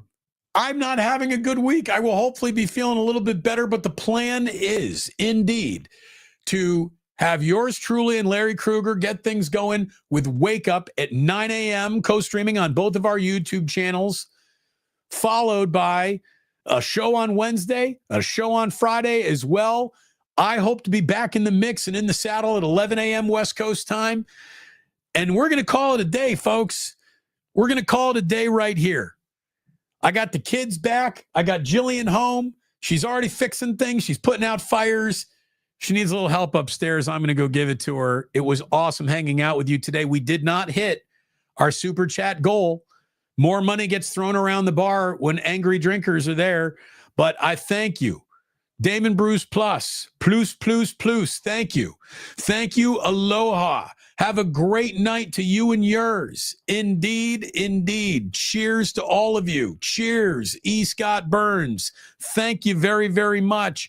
I'm on the East Coast, so I can't get the game. I tuned in. Steven, It's a win for your San Francisco 49ers that you got to feel good about. And I thank you all for being here. I really do.